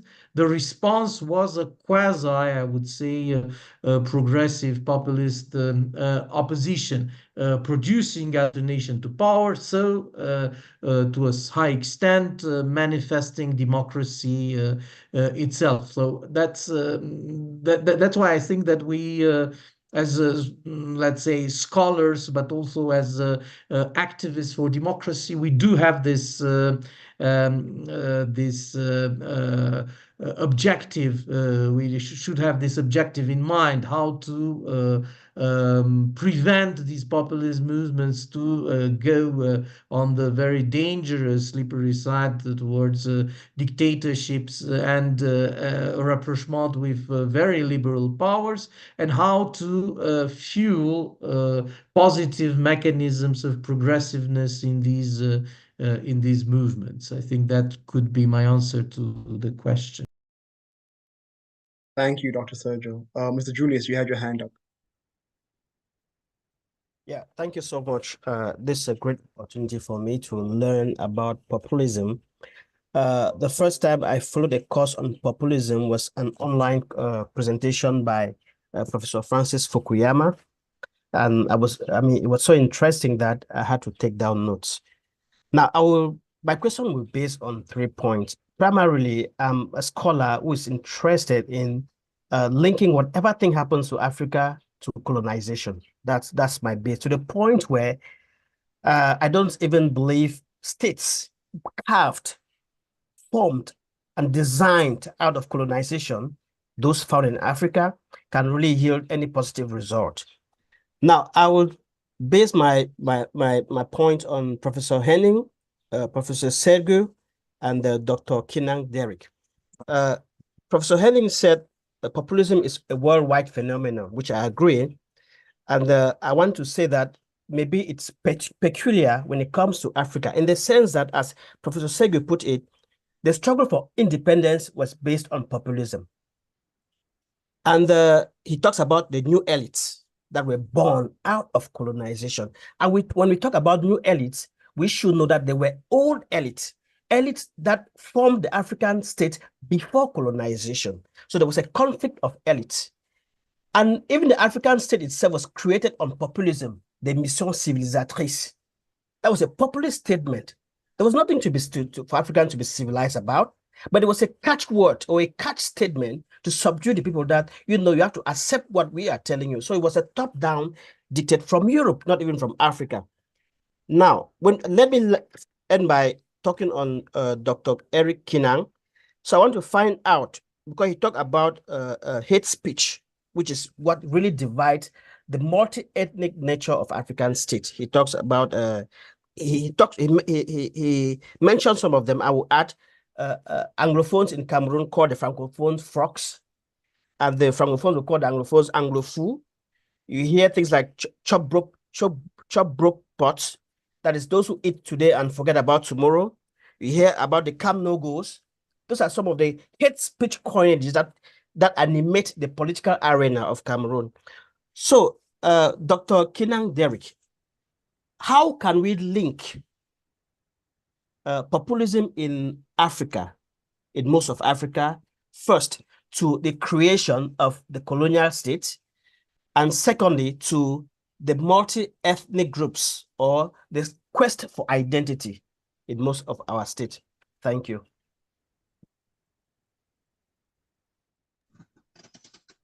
Okay, I don't know if the moderator can permit me to just step in and provide my answer before course, yeah. my co-panelists can chip in. Yeah. Okay. Thank you so much, Mr. Julius, for that brilliant question. which is about linking hate speech to colonialism. I want to draw your attention to the fact that populism discourse that passes through hate speech has a direct link to the manner in which it is used in Africa. It has a direct link with colonial tendencies. You rightly brought up an example when you said in Cameroon, during elections, we had that tendency of the bilingual nature of the country coming to the forefront and people using it as hate speech. Wherein the Cameroonians of English expression are called Anglophones, while Cameroonians of French expression are called Francophones. It is as a result of their colonial history that this hate speech term came into existence. You see, those that were carved in what is today the northwest and the southwest region of Cameroon were under British rule, under British indirect rule. And those that are of French expression today were under French rule, which is of assimilation. And you discover that they came together in 1961 and created the Federal Republic of Cameroon, but not forgetting about their colonial background, especially the aspect of language. So you discover that there is that link with the hate speech tendency that you have in Cameroon and the historical colonial background that they have. You also want to take the aspect of imported constitutions. You discover that most of African constitutions, and specifically that of Cameroon as well, are tailored constitutions from European designed constitutions to answer to European realities than African realities that is based on heterogeneity and not homogeneity. You discover that our constitution is just a copy and paste model of different French Republic constitutions. And this same constitution has been responsible for hate speech tendencies used by populists in terms of elections. You want to hear of things like autochtones that is used in Cameroon in terms of election. Autochtones, it's an allogent, is something that is even found in the Cameroonian constitution. And when I'm talking about this, I'm not referring to the the English version of the constitution, but rather the French version, where you see terms like this appearing. Forgetting that Cameroon in particular and most African countries are multicultural and diversified in their nature. But unfortunately, we don't see this diversity as a strength. Many are using it as a weakness, and most political populists are also using it as a weakness. The reason why I said in my presentation that one of the elements they use to engage the populace in terms of elections through hate speech is what I refer to as ethno-tribal stereotypes, wherein they go into our diversity and they dig out some of the things that make us different, that makes us at times want to look at each other with some kind of animosity. They fan it to their advantage. So there is, to summarize, there is that link between African states and our colonial history, that tendency we have in our continent. And also, from the standpoint of your second question, in fact, from the second part of your question, that idea of identity, which is our multiculturalism, it is used negatively, though a positive thing, but it is used negatively most often by political populists through hate speech to come to power. I think that those are some of the contributions I might want to bring to your worry. And thank you so much for that brilliant question. I pass the floor back to the moderator. Thank you, Dr. Derek. Is there anyone else who wants to take a stab at addressing Mr. Julius's question? Okay, I assume nobody else. Mr. Julius, I can see your mouth moving. I'm not sure if you're speaking to us because you're still muted. Okay, no. There is a question in the chat, which has been partially answered, but I'll read it here anyways. Selamawit asks, is there a difference between dictatorship and populism? Now, Dr. Melba has responding that dictatorship, that there is a difference, that dictatorship is a system, a governmental system, while populism is a form of policy, that dictatorships can be populist, but populism is not identical with dictatorship, and that there are populist forms of policy that are, also in democratic governments. Dr. Nuitesh Jose has also responded, stating that dictatorships involve centralized power with limited freedom, while populism relies on appealing to the interests of ordinary people against the perceived elites. So their journey is a clear difference. Populism, dictatorship typically relies on being an entrenched government, definitely limiting freedom. While populism it can be dictatorial, but it typically in most governments, most democracies isn't. Dr. Bullet, I saw you had your hand up.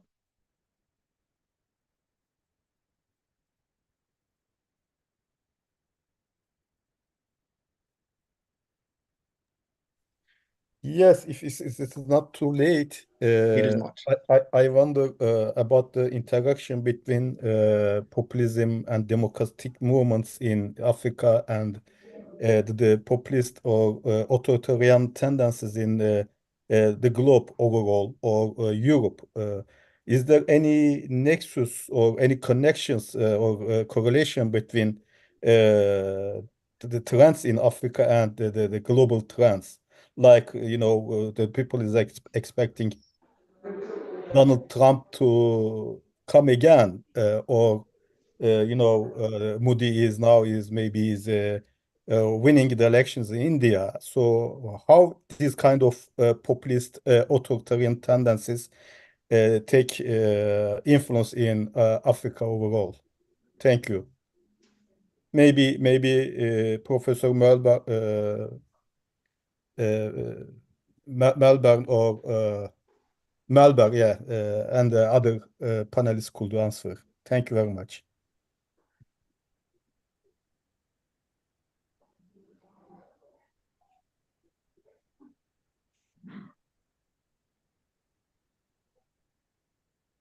Or any panelist, I don't know. Yeah, Professor Malba, please go ahead. Thank you. I think one feature which is rather common in forms of populist policy is that it is highly personalized. That's a marked distinction to social movements, which are also at times very important political factors. Social movements act collectively. Populist movements or populist policy is highly personalized. So in most of the systems where we make reference to populism, we associate populism with specific protagonists of populism. And as the presentations this afternoon underlined, there was very often reference to specific persons when forms of populism were discussed. And populism at times borders to sectarianism. I think Trump is the classical case for that. And sectarianism can be very popular, and populism can be very popular. So it appeals to a lot of people. So it doesn't mean that if it's sectarian, that it's a tiny group. It has a very broad base at times. But if you look at the reasoning of those policy discourses, operating with fake news, operating with projections, and they are consumed and supported lock, stock, and barrel without reflecting, without analyzing. That points to the problem which Sergio has actually made clear in his presentation when he asked the question for progressive forms of populism, that it's a very difficult challenge to establish progressive forms of populism, because unfortunately, populism is a means of policy making that tends to be reactionary. Very often we can see that populism goes hand in hand with homophobia or with xenophobia or the example Sergio gave, over-identification with other powers who back those populists, like, as we see, the Wagner Group or Russia or other forms where populists seize power based on the backing, which is not really ideological, it's more geostrategic when it comes to power politics. While other parties are basically making the distinction that they have a form of internal democracy. So in liberal democracies, the safest way against dictatorship, as was one of the questions, was that you have political parties with an internal democracy, and they discuss issues of the political program, and they appeal to the electorate based on political programs, which even party internally are a matter of debate. Now, that does not exclude that in vibrant democracies, there are not populist parties. South Africa, which I mentioned, is a very good example for that. Like others, former liberation movements, the ANC has very populist tendencies, but EFF and MK are even more populist. They are closer even to this negative reductionist image of being autocratic, reactionary populist movements. The difference to the ANC is the ANC has accepted a decline in its electoral support so far. The very interesting question will be what will happen end of the month if the ANC loses the absolute majority. That's an open question I don't dare to answer. It's a similar question when in November in Namibia elections are, and SWAPO, as the former liberation movement, is under siege.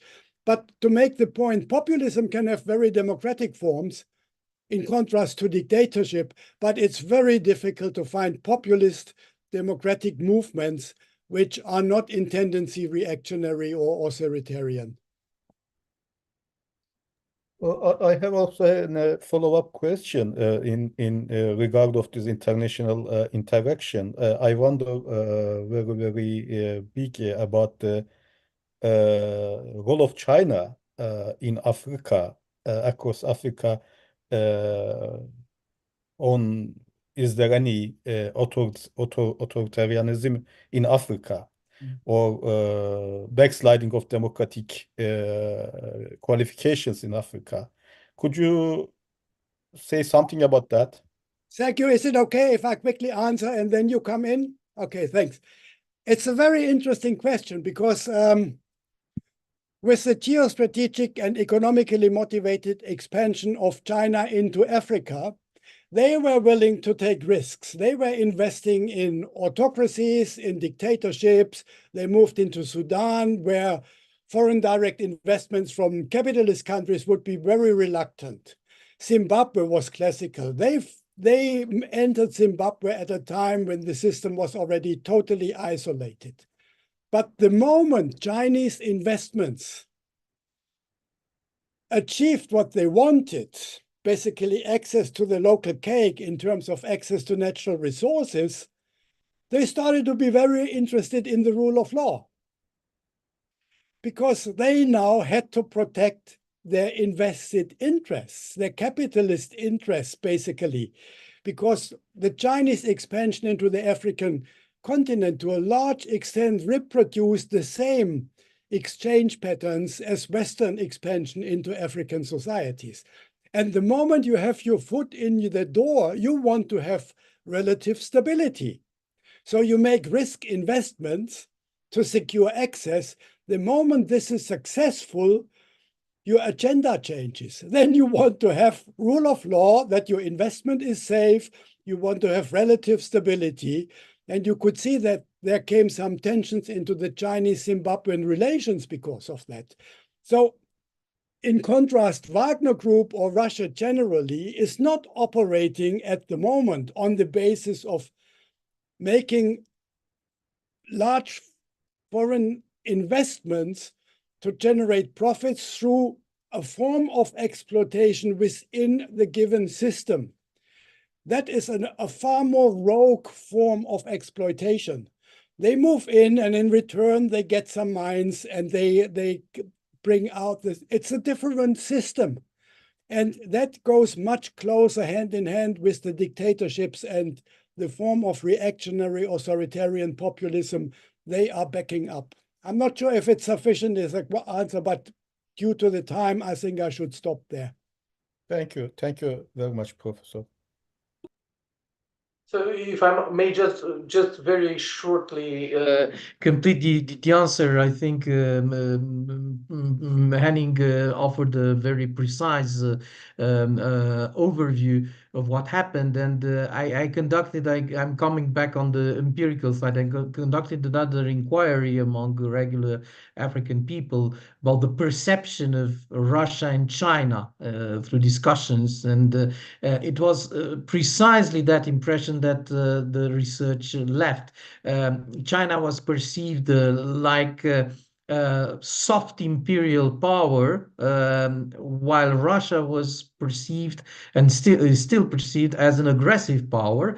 But paradoxically, many respondents say that we need a more active way of dealing with the exploitation of the maleficent West North, and this is why we should put our money on Russia rather than on China, because China is really much more calculated and less keen to go into conflicts. And as Professor Melber put it, China is a huge global investor and it needs long-term stability in order to progress in opening markets, pushing through businesses and so on, while Russia in this moment is interested in destabilization in order to show that it's not alone in the world, and that new kind of Cold War can be really possible via these African states or other states in the world that will fight like in good old times between USSR and USA. That's more or less what results out of this inquiry, and that's why, yeah, indeed, progressive populism is limited, and it's more limited today than it was before. But I think that nevertheless we should leave a little bit open a part, half of a window, let's put it that way, because what is in stake is that democracy needs to be defended, and sometimes it needs to be defended in a very strong way, while the institutional systems are still very much clientelistic and close on themselves. So no hope from that side. Okay, thank you, Professor Sergio. Okay, we have about 10 minutes left, and there is about 1 to 2 questions in the chat. The first is in French, and Dr. Sergio has volunteered to answer it when it comes up. So thank you for that. The second, Franklin asks, can somebody help clarify that populism can fall under a form of instrumentalization during elections or referenda, yet it seems to gain praises in contemporary policies. So Franklin asks, can institutions or legislator play a role in circumventing or limiting the negative effect of populism on democracy? Or is it entirely the role of ethics in politics and our political actors? I assume this is open for anybody. We have 10 minutes before closing. So anybody who feels the need or that they can answer it, please hop on.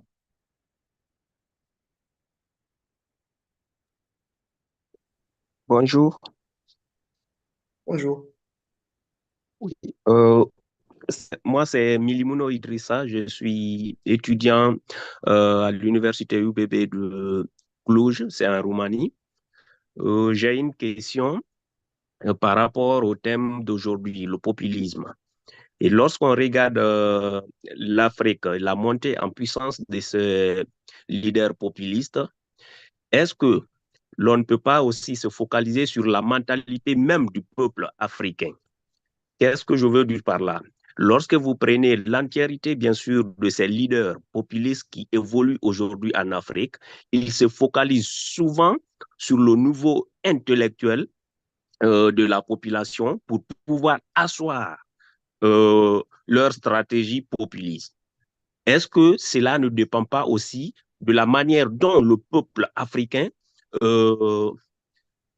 a la capacité de discernement, bien sûr, de la démocratie, mais aussi du populisme? Car souvent, ces leaders populistes se focalisent sur ce qui ne va pas au niveau du bas peuple pour asseoir leur pouvoir. Mais dès lors qu'ils sont au pouvoir acclamés par ce même peuple, ils se radicalisent totalement contre ce même peuple. Est-ce que l'on ne peut pas aussi se questionner par rapport à la mentalité même du peuple qui acclame dès l'introduction de ces leaders au niveau de notre continent africain?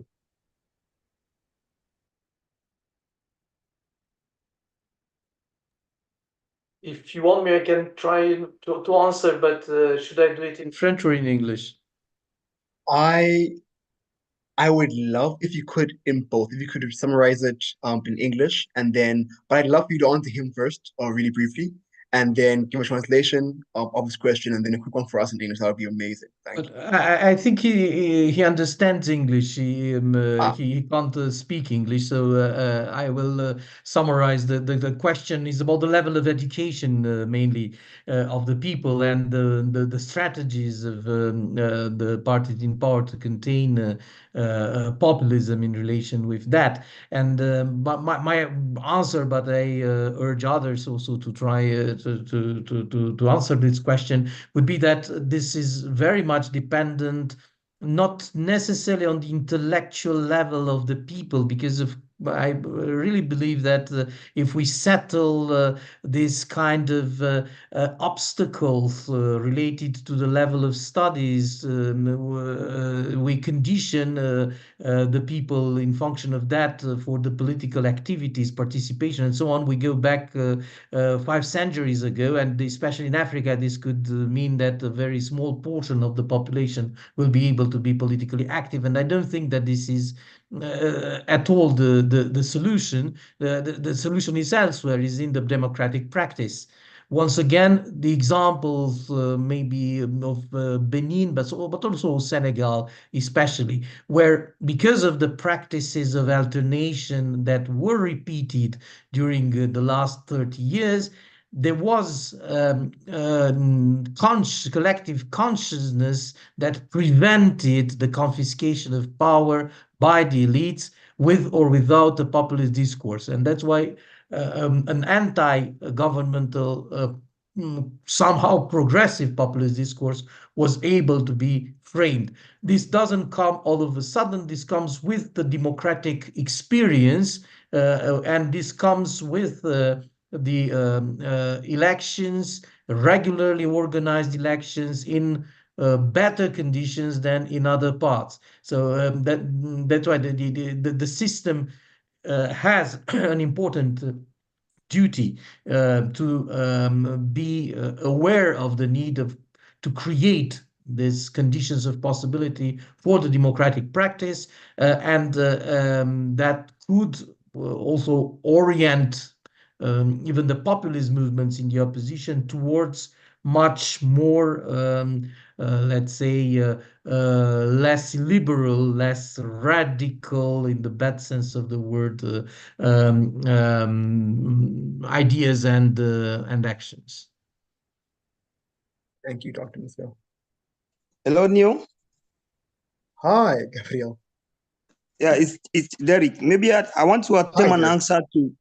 There is a question on the chat box that is talking about whether we can circumvent political populism through legislation or political ethics. There's a question there.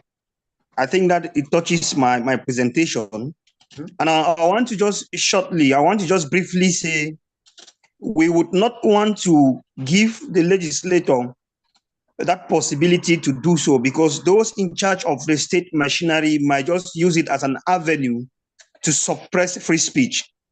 So in my opinion, I strongly believe most countries within their electoral laws They already have the do's and don'ts in times of elections. That is the kind of language you are not expected to use in times of elections. And by so doing, populism is just that policy and mechanism strategy that they come to use, not necessarily violating existing legislations on elections, but fanning the flames of the mass, the emotions of the mass, to have them, bring them to power against the elite. So in my point of view, I will follow the part of Professor Henning by simply saying it is all about ethical political behavior that we need to inculcate amongst all those who engage in power, and most especially educating the masses for them to make a distinction between a political program that is useful and discourse in terms of elections that is just purely populist discourse that is coming from politicians that will not in any way meet the aspirations of the masses. So I think it is all more about ethical politicking, in which the masses are taught to make a distinction between a program that is realizable and helpful to them over a program from a political populist. Thank you. Thank you. We have time for one more question. Gabriel, I see your hand up. Please go ahead. Thank you very much, Neo. I would like to thank all the speakers and congratulate them for your interesting presentations. So I have one or two questions. The first question is about, I would like to know the role or the link between the great powers or external powers competition in Africa and the rise of populist movements in Africa. You know, populism, as some of the speakers said, it is a rising phenomenon in Africa. If not a rising phenomenon, it is changing its manifestations in Africa with the rise of new populist leaders, like we see the military populist leaders in some African countries, like in Burkina Faso and Mali, or even in Niger and other African countries. So what is the link? What is the link between great power competitions in Africa and the rise of populist movement on the African continent? And the other question is about the role of Pan-African network. What is the influence of Pan-African network in the rise of populist movement in Africa? And also, maybe if I can end with this third aspect of my question, of my preoccupation, is about the role of the African Union. How can the African Union, how can it play an important role in fighting against this rise of populist movement on the continent? What is the role? How can Africa? We know Africa. The African Union is the prominent actor, has a prominent actor in promoting democratic ideas or democracy simply in Africa. So how can African Union participate or contribute in preventing this rise of populism and populist movement on the continent? Thank you very much.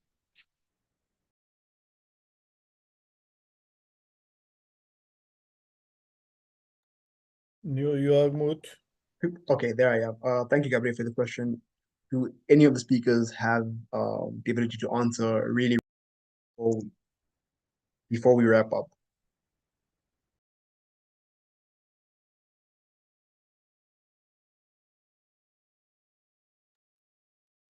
I would just maybe answer the third question.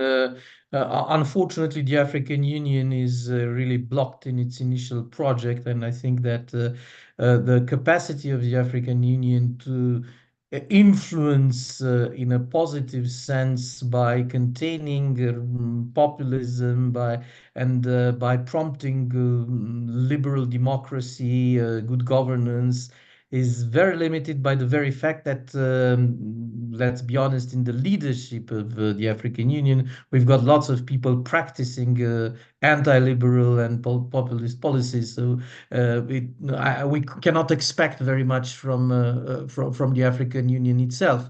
On the other hand, to answer, and I will end here, the first question about Pan-Africanism, I think that the seeds of some elements of progressive populism can be found there.